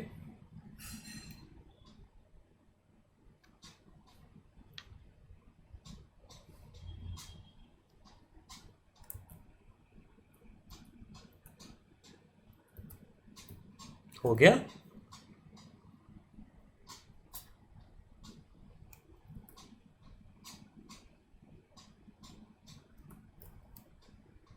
चल नेक्स्ट देखते हैं dehydrating nature of sulphuric acid. Sulphuric acid बहुत अच्छा डिहाइड्रेटिंग एजेंट है, मतलब वाटर को रिमूव करेगा। आपने लास्ट ईयर ऑर्गेनिक में हाइड्रोकार्बन्स में method of preparation of alkenes में एल्कोहल्स की डिहाइड्रेशन से वाटर रिमूव करके एल्कीन्स बनाई होंगी पक्का से। मैकेनिज्म्स भी आपने पढ़े होंगे कि कॉन्सेंट्रेटेड H2SO4 जैसे H पॉजिटिव आयंस फर्निश करेगा, वो H पॉजिटिव आयंस OH को प्रोटोनेट करते हैं, वाटर निकलता है, कार्बोकेटाइन बनता है, फिर H पॉजिटिव निकलता था, साथ वाले कार्बन से डबल बॉन्ड आ जाता था। ठीक है, ये सारी ऑर्गेनिक की बातें हैं, हम करेंगे अभी थोड़े दिन में ये चैप्टर ख़त्म करने के बाद। तो बेसिकली इसमें तो मेरा सिर्फ ये पॉइंट ऑफ व्यू है कि कॉन्सेंट्रेटेड H2SO4 जब आप डालोगे किसी भी ऑर्गेनिक कंपाउंड में तो वाटर मॉलिक्यूल आपने उसमें से निकाल देना है। तो C2H5OH में से जैसे आपने वाटर मॉलिक्यूल निकाल दिया, H2O निकाल दिया, क्या बचेगा आपके पास? You will get C2H4। Water जो निकलेगा that will get absorbed by concentrated H2SO4। Ethene gas मिल जाएगी। शुगर आप लेते हो, उसमें अगर आप कॉन्सेंट्रेटेड H2SO4 डालोगे, ये क्या करता है, ये सारे के सारे वाटर मॉलिक्यूल्स इसमें से एक्सट्रैक्ट कर लेगा। जैसे 11 वाटर मॉलिक्यूल्स निकल जाएंगे, बचेगा क्या? सिर्फ कार्बन बचता है। All of the water gets absorbed by concentrated H2SO4। ये जो कार्बन भी बचेगा ना, बिल्कुल ये ब्लैक सा मास बच जाएगा आपके पास। और इस रिएक्शन में चारिंग हो जाती है, जैसे चारकोल टाइप कार्बन आपको मिल जाएगा। तो इस रिएक्शन को चारिंग ऑफ शुगर कहा जाता है। Concentrated H2SO4 will extract all of the water from sugar. जैसे 11 वाटर मॉलिक्यूल आपने निकाल दिए, सारे हाइड्रोजन्स निकल गए, सारे ऑक्सीजन्स निकल गए, बचा क्या? सिर्फ कार्बन बचा। एक ब्लैक मास बचेगा जो कि बिल्कुल चारकोल टाइप होगा। इसको शुगर चारकोल भी कहा जाता है। फिर फॉर्मिक एसिड लिया है। फॉर्मिक एसिड से अगर आप वाटर निकालते हो, H और OH निकाल दिया, क्या बनेगा? CO बनेगी। वाटर एब्जॉर्ब हो जाएगा बाय कॉन्सेंट्रेटेड H2SO4। ये फॉर्मिक एसिड में जब आप कॉन्सेंट्रेटेड सल्फ्यूरिक एसिड डालते हो, you will gate carbon monoxide. बहुत सिंपल सी रिएक्शन है बट बहुत ज़्यादा इंपॉर्टेंट है। टेस्ट वगैरह में बहुत कॉमनली आती है ये। सिमिलरली ऑक्सैलिक एसिड में अगर आप H2SO4 डालते हो, वाटर मॉलिक्यूल रिमूव करें, एक H और OH, तो देखिए क्या क्या बचता है। आपके पास कार्बन मोनोक्साइड और कार्बन डाइऑक्साइड दिख रहा है, तो दो गैसेस आपको मिलेंगी।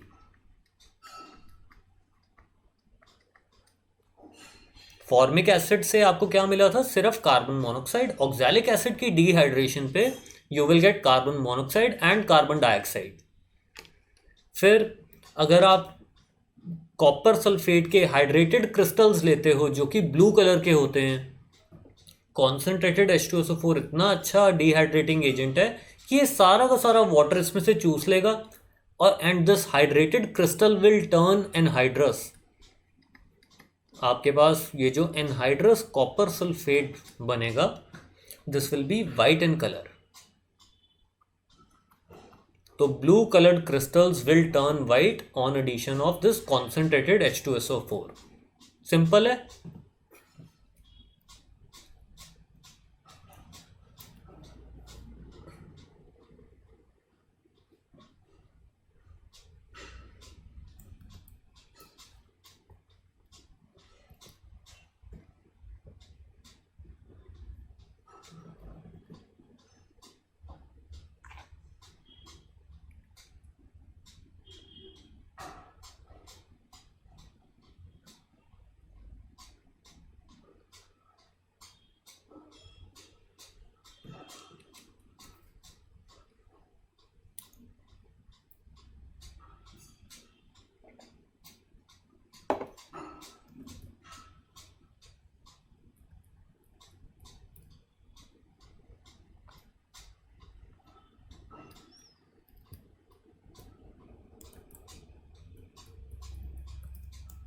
डन। चलो अब हम थर्ड प्रॉपर्टी देखते हैं H2SO4 की, which is its oxidising nature और concentrated sulphuric acid oxidising nature show करता है, डाइल्यूट नहीं करता।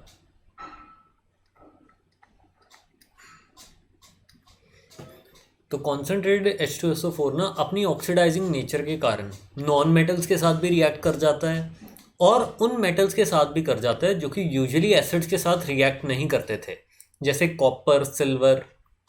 ये सारे हाइड्रोजन से नीचे की तरफ लाई करते हैं ना एक्टिविटी सीरीज में, तो ये कॉन्सेंट्रेटेड H2SO4 के साथ रिएक्ट कर जाते हैं और हाइड्रोजन गैस नहीं लिबरेट करेंगे, SO2 गैस लिबरेट होगी। वो रिएक्शन किस तरीके से होते हैं वो देखते हैं। सबसे पहले कार्बन में अगर आप कॉन्सेंट्रेटेड H2SO4 डालोगे, H2SO4 मॉडरेटली ऑक्सीडाइजिंग रहता है, ठीक ठाक ऑक्सीडाइजिंग एजेंट है, तो ये कार्बन को ऑक्सीडाइज कर देगा। कार्बन देखिए जब भी ऑक्सीडाइज होगा ना तो वो मेनली जाता है कार्बन डाइऑक्साइड में, +4 ऑक्सीडेशन स्टेट में। CO2 बड़ा स्टेबल मॉलिक्यूल है। अगर कार्बन ऑक्सीडाइज हुआ है तो किसी को तो रिड्यूस होना पड़ेगा। कौन रिड्यूस हो सकता है? सल्फर +6 में है, ये +4 तक चला जाएगा and you will gate SO2 साथ में वाटर। कार्बन जा रहा है 0 से +4 में, सल्फर जा रहा है +6 से +4 में। फिर नेक्स्ट देखते हैं सल्फर। आपने सल्फर को रिएक्ट करवा दिया है कॉन्सेंट्रेटेड H2SO4 के साथ, सल्फर आपका ऑक्सीडाइज हो जाएगा +4 में, और H2SO4 में जो सल्फर है जो कि +6 में था वो +4 तक रिड्यूस हो जाएगा।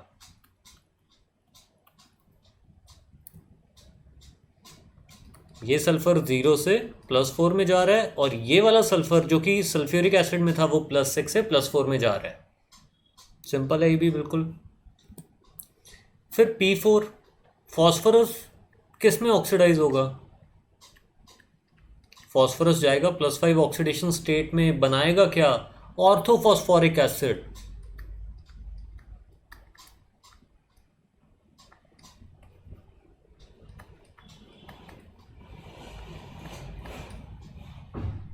ठीक है, रिएक्शंस को ऐसे ब्लाइंडली क्रैम नहीं करना। फॉस्फोरस ऑक्सीडाइज होगा ना, किस में होगा? देखिए +1 और +3 में तो वैसे भी स्टेबल नहीं रहता था, कुछ याद है ना आपको? वो डिस्प्रपोर्शनेट कर जाती थी। फॉस्फोरस की इंटरमीडिएट ऑक्सीडेशन स्टेट्स ज़्यादा स्टेबल नहीं होती थी, वो डिस्प्रपोर्शनेशन शो करती थी। तो डिस्प्रपोर्शनेट करके भी तो ऑर्थोफॉस्फोरिक एसिड तो बनता था। तो यहाँ पे H3PO4 बनेगा, सल्फर +6 से +4। देखिए जब भी कॉन्सेंट्रेटेड H2SO4 अपना ऑक्सीडाइजिंग एक्शन दिखाएगा तो हमेशा SO2 गैस लिबरेट होती है।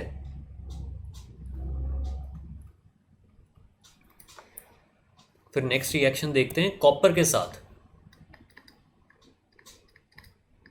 कॉपर डाइल्यूट के साथ रिएक्ट ही नहीं करेगा डाइल्यूट H2SO4 के साथ, क्योंकि डाइल्यूट H2SO4 का ऑक्सीडाइजिंग एक्शन नहीं होता और कॉपर एक्टिव मेटल नहीं है कि वो किसी भी एसिड के साथ रिएक्ट करके हाइड्रोजन गैस लिबरेट कर दे। अब ये रिएक्शन बेसिकली क्या होता है? कॉपर की ऑक्सीडेशन होती है क्यूपरिक में और सल्फर की रिडक्शन होती है +6 से +4 में। तो आपके पास CuSO4 बनेगा प्लस SO2 बनेगी प्लस वाटर बनेगा।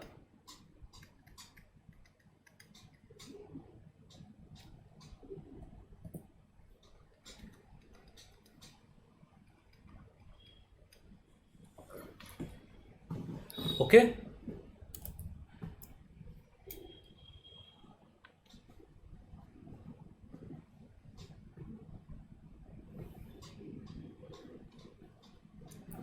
ये जब हो जाएगा मेरे को बता देना।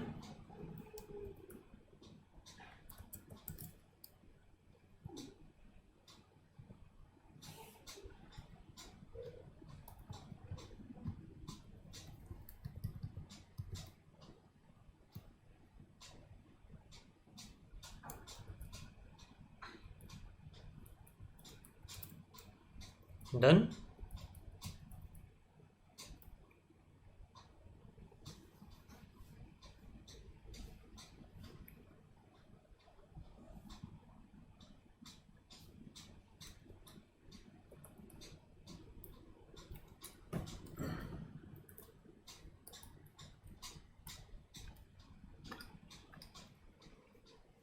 अच्छा, इस चीज़ में कंफ्यूज नहीं होना कि यहाँ पे सल्फेट है, यहाँ पे भी सल्फेट है।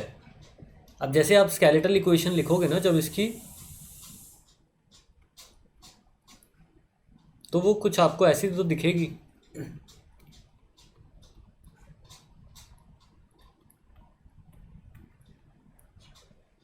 ठीक है, इस स्केलेटल इक्वेशन को जब आप बैलेंस करोगे तो आप अपने आप से देखोगे राइट साइड आपको सल्फेट आयंस ऐड करने पड़ेंगे, लेफ्ट साइड भी कुछ सल्फेट आयंस ऐड करने पड़ेंगे। तो अपने आप से राइट साइड भी कुछ ना कुछ सल्फेट आयंस आएंगी, क्योंकि क्यूप्रिक तो किसके साथ एसोसिएटेड होगा, ऑब्वियसली सल्फेट के साथ एसोसिएटेड होगा। या आसान तरीके से आप ये भी समझ सकते हो, कुछ H2SO4 रिड्यूस हो गया एज इट इज, और कुछ H2SO4 बस एज इट इज रह गया, सल्फेट आयंस दे रहा है क्यूप्रिक को। चलो नेक्स्ट देखते हैं chemical properties of sulphuric acid. ये फिर वही मेनली एसिडिक नेचर पे ही बेस्ड है। एक्शन ऑन सॉल्ट्स, सॉल्ट्स के साथ रिएक्शन करवाते हैं पहले डाइल्यूट एसिड का। तो यहाँ पे मैंने देखिए जितने भी सॉल्ट्स लिखे हैं ना, उसमें आप एक चीज़ देख सकते हो, सारे वीक एसिड्स के सॉल्ट्स हैं। किसी स्ट्रॉन्ग एसिड का सॉल्ट नहीं लिखा मैंने। Na2CO3 किसका सॉल्ट है? कार्बोनिक एसिड का, which is a weak acid. Na2S किसका सॉल्ट है? H2S का, which is a weak acid. Sodium acetate किसका सॉल्ट है? एसिटिक एसिड का, which is a weak acid. तो मैंने डाइल्यूट H2SO4 के साथ जब इन्हें रिएक्ट करवाया, कॉन्सेंट्रेटेड की तो ज़रूरत तभी पड़ेगी जब रिएक्शन ना हो रहा हो हमारा, तो डाइल्यूट यूज़ करना है आपने in most of the cases. तो बहुत ईजी है ये। सोडियम किसके साथ सॉल्ट बनाएगा? स्ट्रॉन्गर एसिड के साथ सॉल्ट बनाएगा। अच्छा, इतना ध्यान रखना, आपके दिमाग में ना कई बार ये कन्फ्यूजन रहती है कि जो डाइल्यूट है वो स्ट्रॉन्ग नहीं हो सकता। ऐसा नहीं होता। H2SO, डाइल्यूट H2SO4 भी बहुत स्ट्रॉन्ग एसिड है, फुली डिसोसिएटेड फॉर्म में होता है। Sodium will form salt with this H2SO4, sodium sulphate मिलेगा आपको। साथ में वीकर एसिड जो कि कार्बोनिक एसिड है वो डिस्प्लेस हो जाएगा to give you water and CO2। कोई प्रॉब्लम नहीं होनी चाहिए इसमें। CO2 निकल जाएगी विद ब्रिस्क एफरवेसेंस।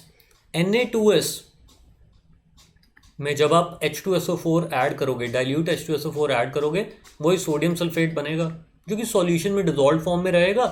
साथ में वीकर एसिड जो कि आपका H2S है वो डिस्प्लेस होगा।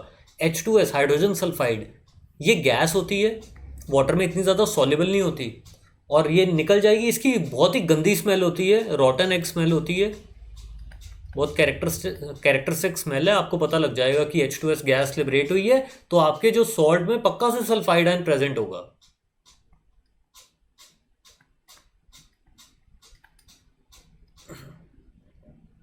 फिर सोडियम एसिटेट में आपको पता है सोडियम किसके साथ सॉल्ट बनाएगा? स्ट्रॉन्गर एसिड के साथ, और वीकर एसिड आपका डिस्प्लेस हो जाएगा।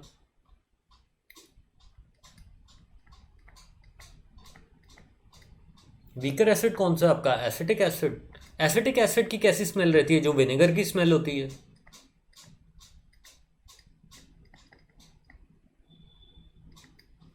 तो ये देखो, ये सारी रिएक्शंस ना हम सॉल्ट एनालिसिस में यूज करेंगे, लास्ट में पढ़ेंगे बिल्कुल।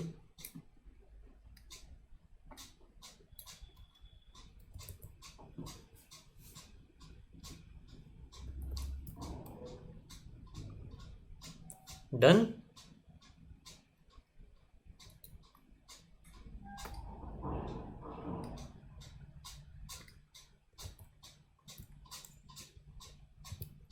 चलो नेक्स्ट देखते हैं। एक्शन ऑन सॉल्ट्स ही है, बट अब हमें कॉन्सेंट्रेटेड एसिड यूज़ करना पड़ेगा, क्योंकि जो अब ये सॉल्ट्स लिए गए हैं यहाँ पे, वो ऐसे एसिड्स के सॉल्ट्स हैं जो खुद थोड़े से स्ट्रॉन्ग हैं।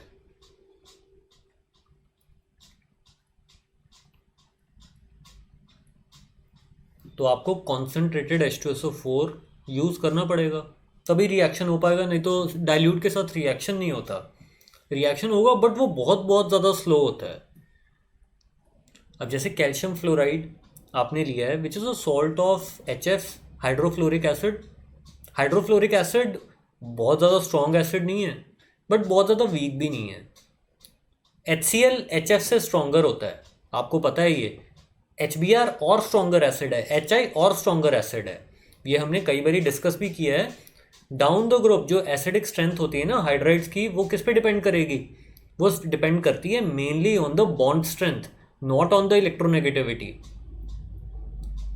तो कैल्शियम फ्लोराइड को हमने जब H2SO4 के साथ रिएक्ट करवाया, आपको क्या मिलेगा? कैल्शियम हाइड्रोजन सल्फेट मिलेगा, प्लस बहुत जगह आपको कैल्शियम सल्फेट भी देखने को मिलता है। कैल्शियम सल्फेट ही बनेगा इस केस में। कैल्शियम सल्फेट की लेटिस एंथैल्पी बहुत ज़्यादा रहती है। साथ में आपको मिलेगा HF, हाइड्रोफ्लोरिक एसिड। नेक्स्ट वाले केस में NaCl को जब आपने कॉन्सेंट्रेटेड H2SO4 के साथ रिएक्ट करवाया, तो you will gate NaHSO4 plus weaker acid, जो कि आपका HCl, वो डिस्प्लेस हो जाएगा। फिर नेक्स्ट स्टेप में भी वही है कि स्ट्रॉन्गर एसिड अपना सॉल्ट बना रहा है, वीकर एसिड डिस्प्लेस हो रहा है, वही चीज़ बार बार रिपीट हो रही है। तो stronger acid form salt, weaker will get displaced.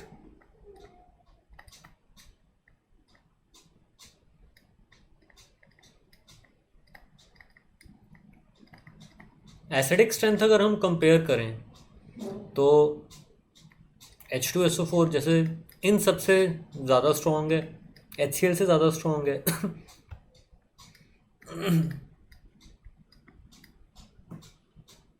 और HCl HF से भी ज़्यादा स्ट्रॉन्ग है। HBr इससे ज़्यादा स्ट्रॉन्ग है, HI HBr से ज़्यादा स्ट्रॉन्ग है। तो ये ऑर्डर आएगा।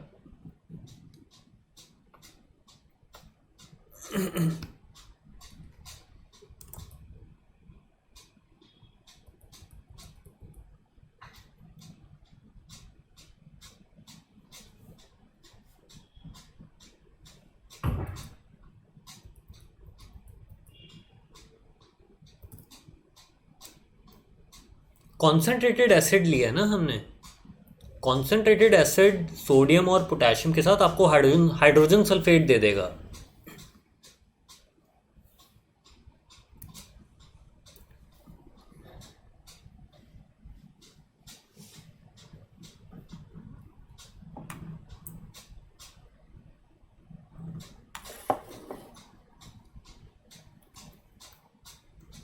NaBr और सोडियम आयोडाइड के साथ रिएक्शन थोड़ा सा डिफरेंट होता है, वो मैं सोच रहा हूँ आपको हैलोजेंस में बता दूंगा। अभी बताऊंगा तो फिर आपको लगेगा कि सर ने बहुत ज़्यादा रिएक्शंस करवा दी हैं। सोडियम ब्रोमाइड और सोडियम आयोडाइड के केस में ना ब्रोमीन और आयोडीन लिबरेट होना शुरू हो जाती हैं। वो क्यों होता है ऐसा, वो अभी हैलोजेंस हमने पढ़ना ही है, तब डिस्कस करेंगे।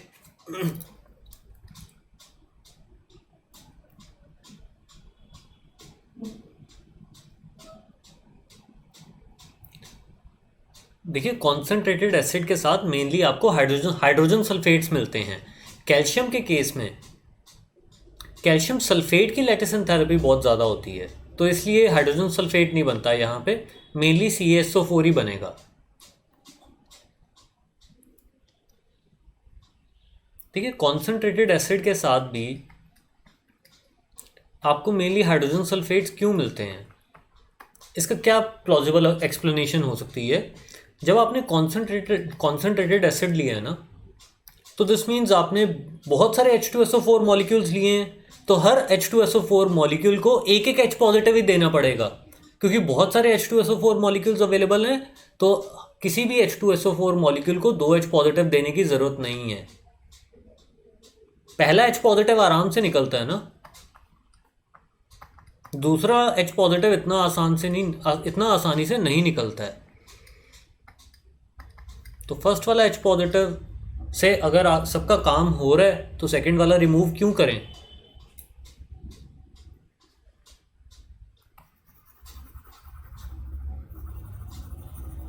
ठीक है, ये नोट हो गया सबका।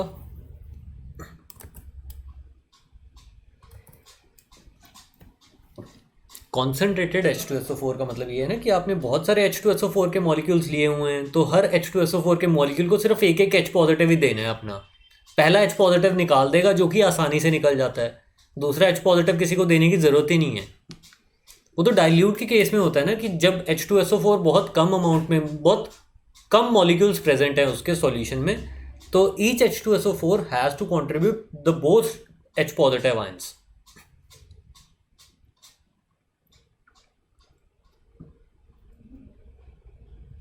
ठीक है, अब हम थोड़ी और रिएक्शंस देखते हैं। ये C6H6 क्या है? This is benzene. Concentrated sulphuric acid के साथ आपने रिएक्ट करवा दिया इसको, क्या बनेगा? कॉन्सेंट्रेटेड क्या, आप फ्यूमिंग H2SO4 लो। यहाँ फ्यूमिंग H2SO4 होता है, बेसिकली ओलियम होता है आपका।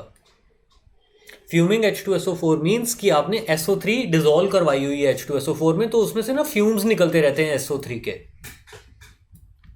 ये और कुछ नहीं, आपका ओलियम ही है। क्या बनना चाहिए?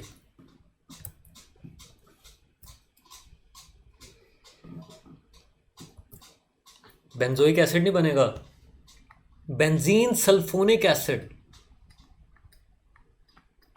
सल्फोनेशन हुई है बेंजीन रिंग की। ये भी रिएक्शन आपने पढ़ी है हाइड्रोकार्बन्स में। सल्फोनेशन ऑफ बेंजीन आपने करवाई हुई है। इलेक्ट्रोफिलिक एरोमेटिक सब्स्टिट्यूशन रिएक्शंस में आपने पढ़ा है ये। ठीक है, फिर K4FeCN6, ये थोड़ी टिपिकल रिएक्शन है, याद रहेगी तो ठीक है, नहीं याद रहेगी तो कोई बात नहीं। इसमें कोई भी कुछ भी ऑक्सीडाइज नहीं हो रहा। K2SO4 बनेगा, साथ में फेरस सल्फेट बनेगा। जो जिस ऑक्सीडेशन स्टेट में है वो उसी ऑक्सीडेशन स्टेट में रहेगा। कार्बन मोनोक्साइड मिलेगी आपको, एमोनिया मिलेगी, एमोनिया H2SO4 के साथ एमोनियम सल्फेट बना लेगी। देखिए इतना कुछ कैसे बना दिया है। आयरन तो +2 ऑक्सीडेशन स्टेट में था। कार्बन यहाँ पे देखो, carbon is present as Cn negative.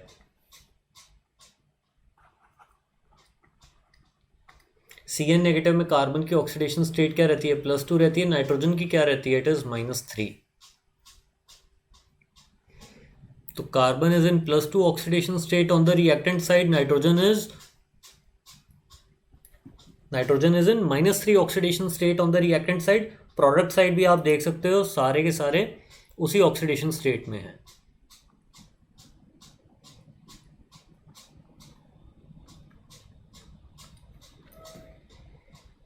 K2SO4 बना है, ferrous sulphate, carbon monoxide, ammonium sulphate.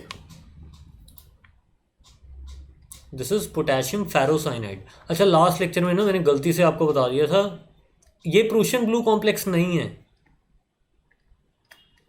Actual में K4FeCN6 से हम प्रूशियन ब्लू कॉम्प्लेक्स बनाते हैं।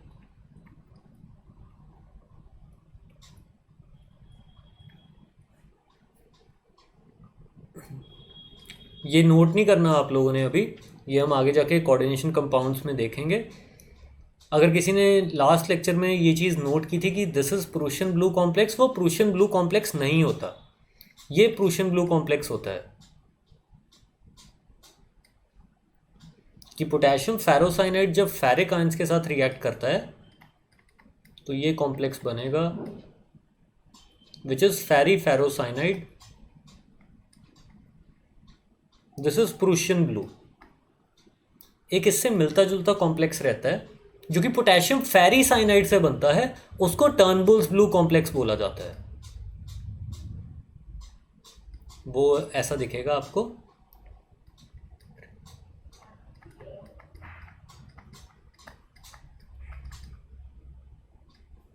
तो अगर किसी ने लास्ट लेक्चर में K4FeCN6 और K3FeCN6 को प्रूशियन ब्लू कॉम्प्लेक्स और टर्न ब्लू कॉम्प्लेक्स लिखा है, तो वो उसको स्ट्राइक ऑफ कर देना।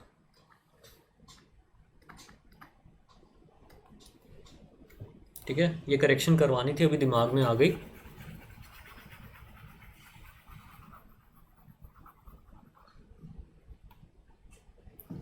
फिर नेक्स्ट देखते हैं। चलो, PCl5 का क्या काम होता है?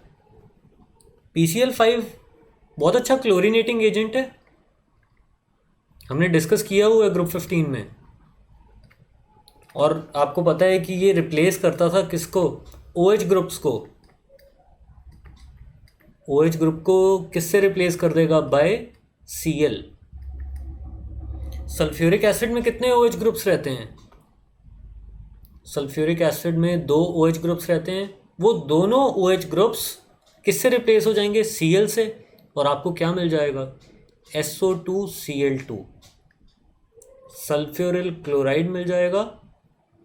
साथ में मिलेगा आपको POCl3, साथ में वाटर। कैसे हुआ रिएक्शन?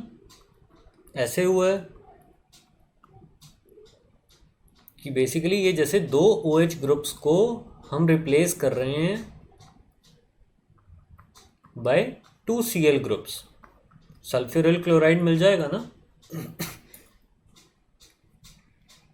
तो ये H2SO4 की सारी रिएक्शंस हैं।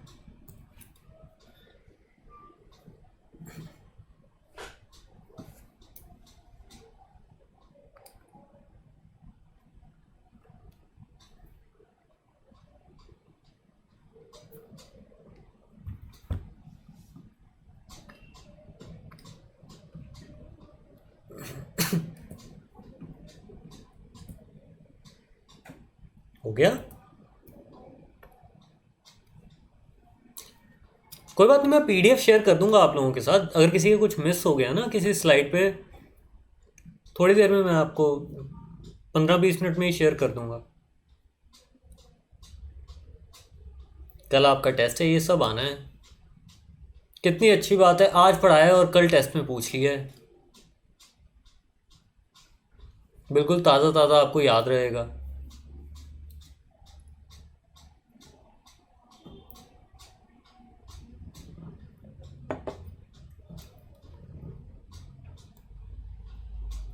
नहीं, लेड चैम्बर प्रोसेस नहीं करेंगे।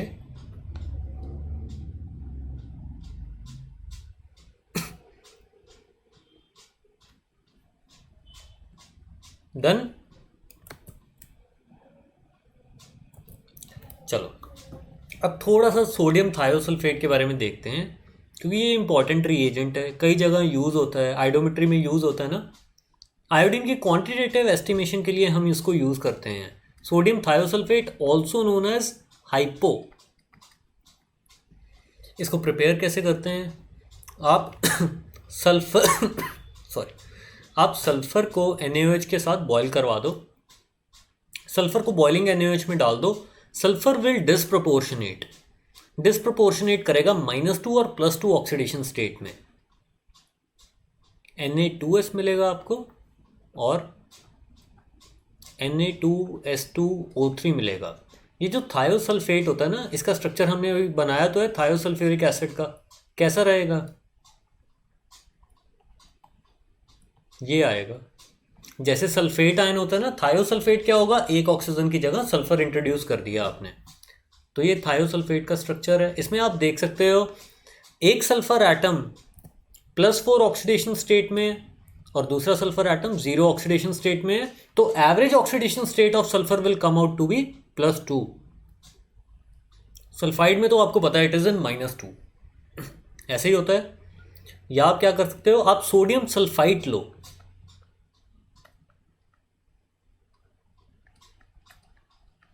ये सल्फाइड होता है SO3 2 नेगेटिव, ये सल्फाइड होता है। सोडियम सल्फाइड में आप सल्फर ऐड करना शुरू कर दो, क्या हो जाएगा? Na2S2O3 आपको मिल जाएगा, सोडियम थायोसल्फेट। सोडियम थायोसल्फेट एक तो आप यूज़ करोगे in the estimation of iodine, दूसरा आप यूज़ करते हो फोटोग्राफी में।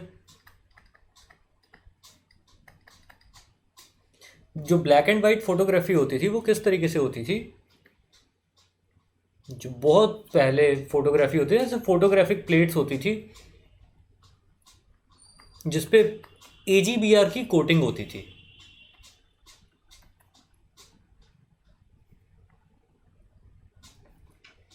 ऐसे कोई प्लेट है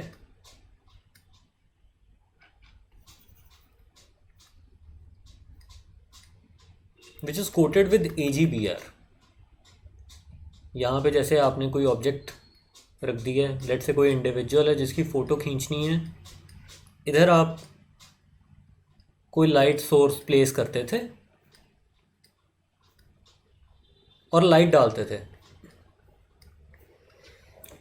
लाइट जिन जिन पोर्शंस पे गिरेगी वहाँ पे AGBR डीकम्पोज होना शुरू हो जाता था।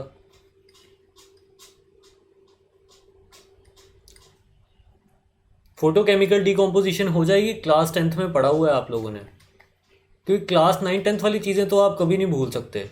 ऐसे रट्टे मारे होंगे आप लोगों ने, 11th-12th की चीज़ें तो आप जब मर्जी पूछ लो आपको याद नहीं होंगी।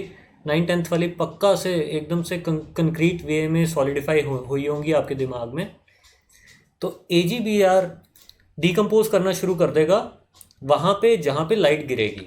जहाँ पे इस इंडिविजुअल की शेडो होगी वहाँ पे AGBR डिकम्पोज नहीं करेगा, तो आपके पास सॉर्ट ऑफ एक नेगेटिव बन जाएगा।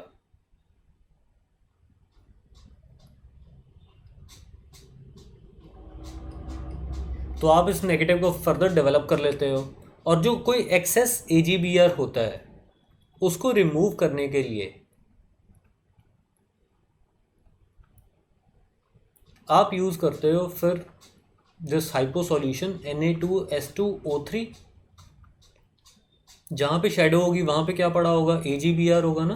अब इस AGBR को रिमूव करने के लिए आप हाइपो सॉल्यूशन के साथ इसको ट्रीट करोगे, तो Ag positive starts to complex with this thiosulphate ion,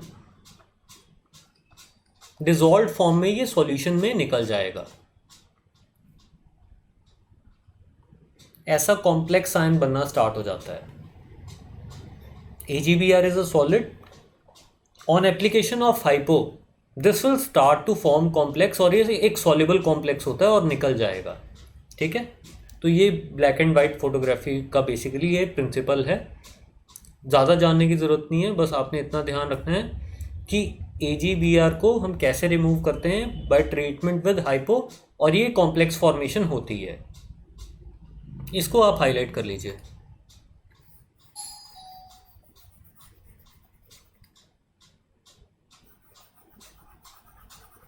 this is a soluble complex.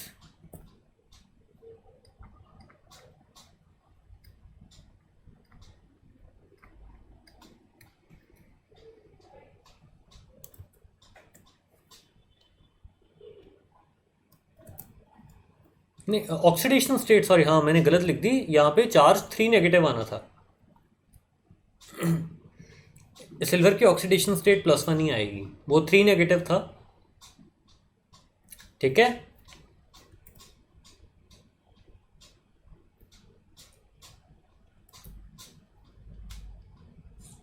First reaction में डिस्प्रपोर्शनेशन हुई है, सल्फर +2 और -2 में डिस्प्रपोर्शनेट कर गया है। तो ये आपने याद ही रखना है कि सल्फर को जब बॉइलिंग NaOH में डाला जाएगा, सल्फर डिस्प्रपोर्शनेट करेगा, सल्फाइड बनेगा और हाइपो बनेगा।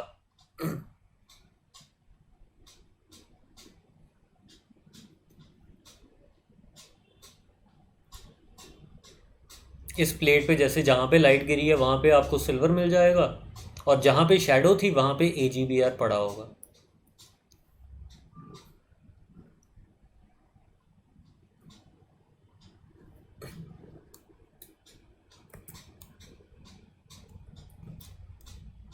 हो गया।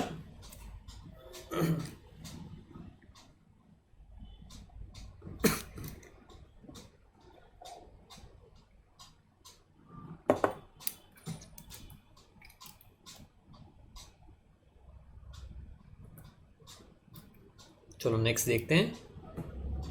अब ये एक दो केसेस हम डिस्कस करेंगे, ये रोड मैप्स डिस्कस करेंगे, फिर सेशन ओवर है। एक ना ये इसमें ऑक्सीजन फैमिली में ओलियम लेबलिंग रह गई है, वो फिर मैं नेक्स्ट लेक्चर में ही बताऊंगा। टेस्ट में नहीं आएगी ओलियम लेबलिंग, ये अभी तक जितना भी मैंने करवाया है ये सब टेस्ट का पार्ट ही है।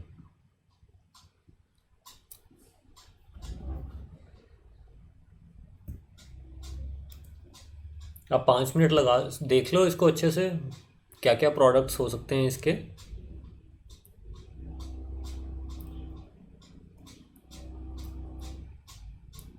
फिर ये आराम से डिस्कस करते हैं।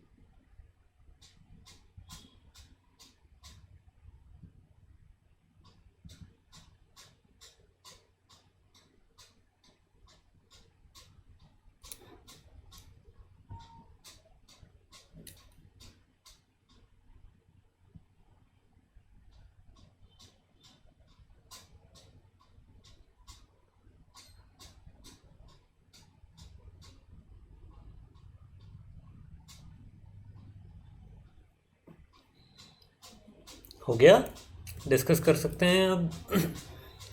देखो KO2 क्या रहता है, KO2 सुपर ऑक्साइड है, और आपको पता होना चाहिए कि जो सुपर ऑक्साइड्स होते हैं ना, वो जब भी डिकम्पोज करेंगे तो आपको O2 देंगे। अब जैसे आपने KO2 को CO2 के साथ रिएक्ट करवाया तो क्या रिएक्शन होगा, पोटेशियम की तो ऑक्सीडेशन स्टेट +1 ही होगी, और पोटेशियम बेसिकली जैसे कार्बन डाइऑक्साइड के साथ क्या सॉल्ट बनाएगा, पोटेशियम कार्बोनेट बनाएगा। और साथ में कौन सी गैस लिबरेट होगी, O2 लिबरेट होगी। अब इस रिएक्शन को समझने के लिए आपने जैसे KO2 लिया, इसकी डिकम्पोजिशन हो गई to give you K2O mono oxide and oxygen.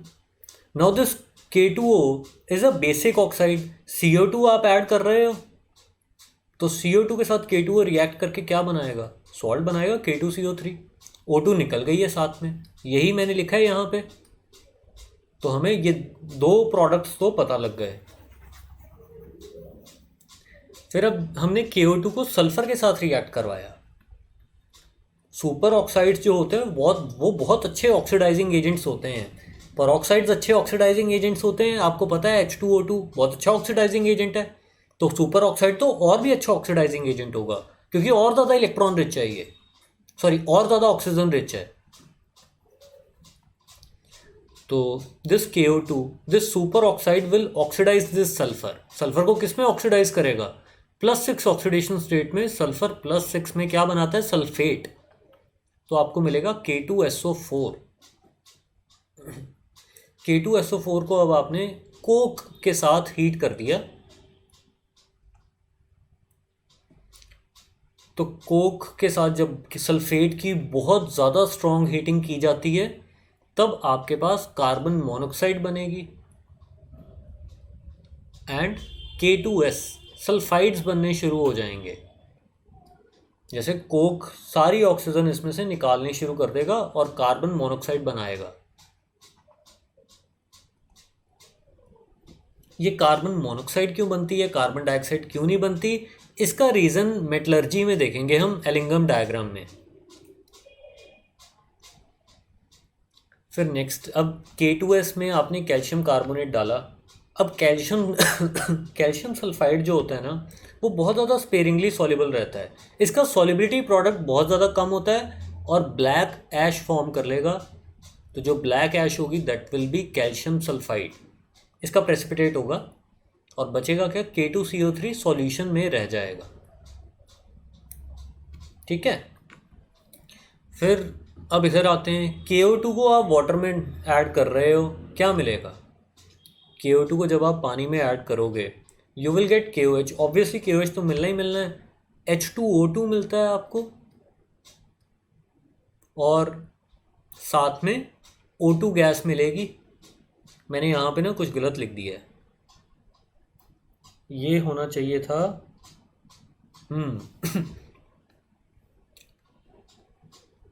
This should have been PBS, ये PBS था। अच्छा, H2O2 को अगर आप PBS के साथ रिएक्ट करवाते हो, PBS का कलर क्या होता है ये हम कई बार डिस्कस कर चुके हैं ना। PBS की ऑक्सीडाइजिंग, PBS को ऑक्सीडाइज आप ओजोन के साथ भी करवा सकते हो, H2O2 के साथ भी करवा सकते हो। क्या बनता है? PbSO4 बनता है which is white in colour. ठीक है। अब इसमें कोई किसी भी रिएक्शन में प्रॉब्लम है तो बताओ।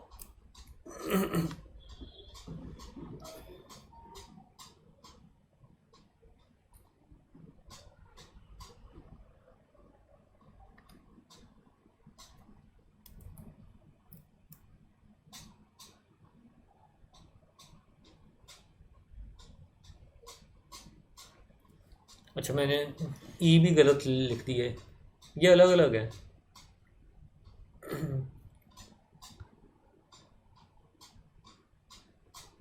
हाँ दिस, अच्छा ये एफ होना चाहिए था, फिर एफ मैच कर जाता ना।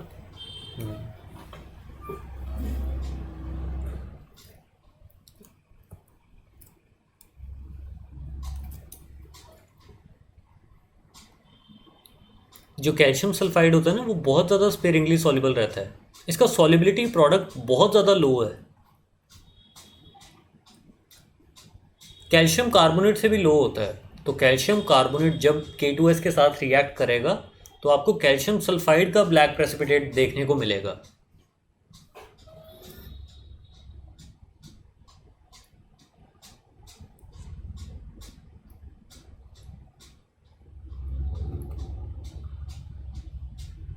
और मैं पहले भी आपको बता चुका हूँ कि मोस्ट ऑफ द सल्फाइड्स जो होते हैं those are black in colour.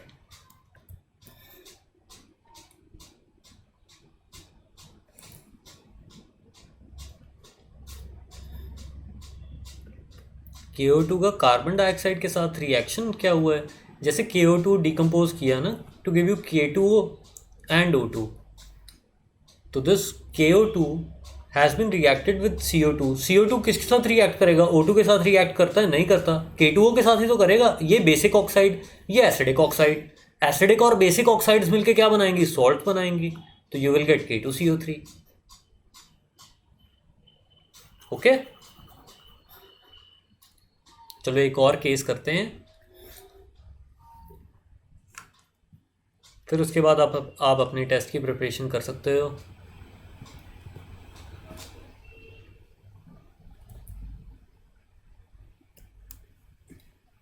K2S sparingly soluble नहीं है, K2S सॉल्युबल है।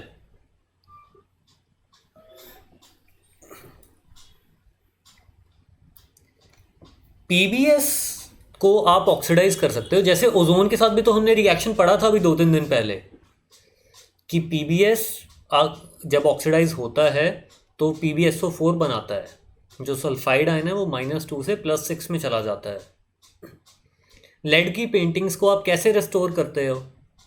लेड की जो पेंटिंग्स होती हैं वो ओवर टाइम ब्लैक हो जाती हैं because of the formation of PBS, black colour का होता है। तो आप उसको किसी अच्छे ऑक्सीडाइजिंग एजेंट के साथ ट्रीट करते हो सच एज ओजोन और H2O2।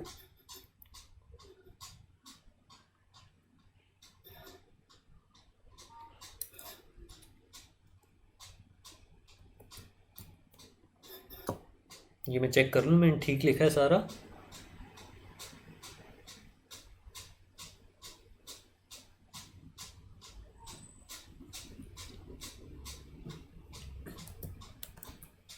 ट्राई कर लिया सबने?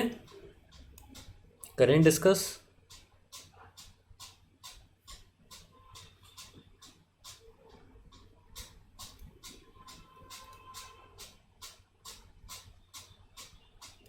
चल, तो फर्स्ट रिएक्शन में तो बिल्कुल भी प्रॉब्लम नहीं होनी चाहिए आपको। SO2 और H2S का रिएक्शन बहुत बारी कर चुके हैं, सरफेस केमिस्ट्री से पढ़ते आ रहे हैं। कोलॉइडल सल्फर बनता है, तो सल्फर +4 से 0 में आ रहा है और सल्फर -2 से 0 में आ रहा है। साथ में क्या क्या बनता है? वाटर मिलेगा। अब इस कोलॉइडल सल्फर को आपने NaOH के साथ बॉयल करवा दिया। अभी बताया रिएक्शन क्या होगा। सल्फर को जब आप बॉइलिंग NaOH में डालोगे तो you will gate Na2S, sodium sulphide बनेगा। साथ में सोडियम थायोसल्फेट मिलेगा, Na2S एंड Na2S2O3। अभी बताया, ये देखो इंपॉर्टेंट रिएक्शन है ये हाइपो की प्रिपरेशन की। हाइपो के रिएक्शंस कोई ज़्यादा है ही नहीं।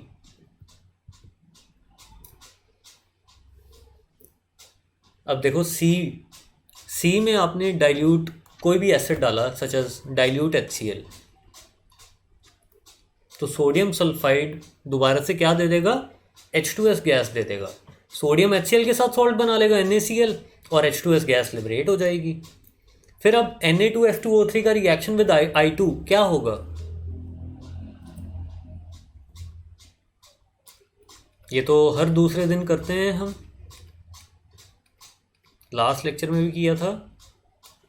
क्या बनेगा? Sodium iodide plus Na2S4O6। ठीक है, तो this is sodium tetrathionate. Structure भी बनाया था हमने लास्ट लेक्चर में, उससे पहले भी कई बार डिस्कस कर चुके हैं। सल्फर ऑक्सीडाइज होता है, आयोडीन रिड्यूस होता है। ठीक है, तो आज के लिए बस इतना ही बताना है आपको। चलो, गुड करण। ठीक है, तो क्लास इज ओवर। अब अगर किसी को कोई भी डाउट बचा है तो वो रुक सकता है, बाकी सब जा सकते हैं।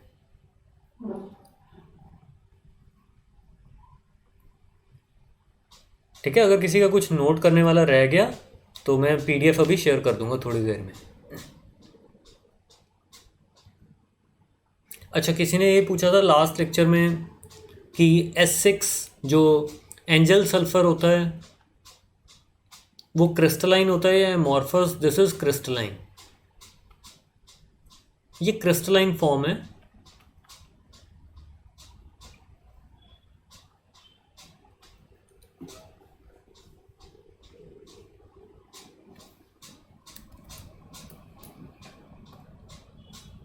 अच्छा, अगर अभी तक नहीं गए हो तो 2 मिनट और बस देख लो।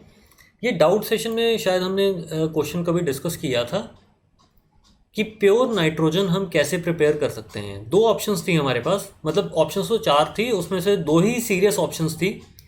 एक ये थी कि NH4Cl plus NaNO2 gives nitrogen, वो आपको पता है। या एक और रिएक्शन दी गई थी, thermal decomposition of ammonium dichromate. कौन सा मेथड ज़्यादा अच्छा है? दोनों में ही डाई नाइट्रोजन मिलती है, हमने प्रिपेयर भी करवाई है।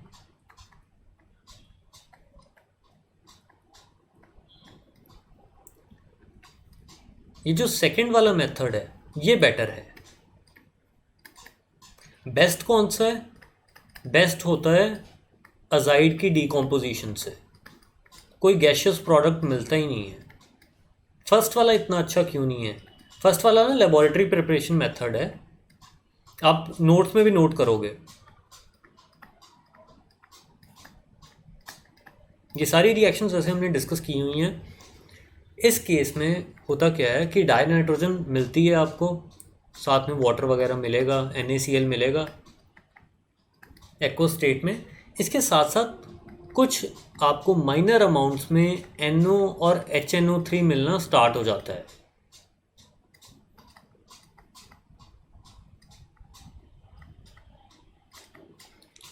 तो N2 गैस में जैसे ये इम्प्योरिटीज़ हो गई, तो इसलिए ये मेथड इतना अच्छा नहीं है, एनसीईआरटी में भी गिवन है। अब देखिए ये इम्प्योरिटीज़ आई कहाँ से, आपने NO2 नेगेटिव लिया, NO2 नेगेटिव हाइड्रोलाइज हो सकता है ना वाटर में थोड़ा बहुत, क्या देगा आपको, HNO2 देगा ऑन हाइड्रोलिसिस। और HNO2 इतना ज़्यादा स्टेबल एसिड है नहीं, ये डिस्प्रपोर्शनेट कर जाता है ना to give you nitric acid and nitric oxide. ये रिएक्शन भी हमने पढ़ी हुई है, तो एनसीईआरटी में ये डिटेल्स तो नहीं गिवन कि ये इम्प्योरिटीज़ आई कहाँ से, वो इम्प्योरिटीज़ यहाँ से आ गई। ठीक है, तो out of first and second option आप एमोनियम डाइक्रोमेट को ज़्यादा प्रेफर करोगे।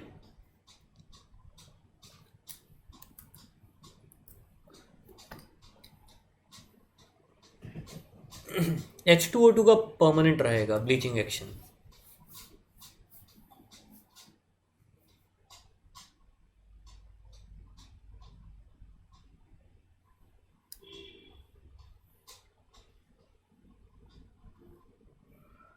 अस्सी से मैं क्वेश्चन चेक कर लूँगा, ठीक है।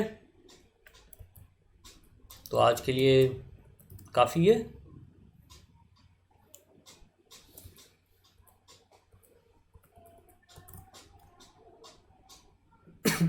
नहीं, PbO2 को as a bleaching agent use नहीं करते।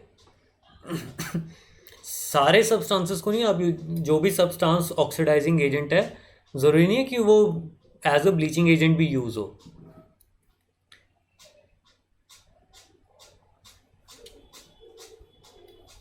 चलो, थैंक यू।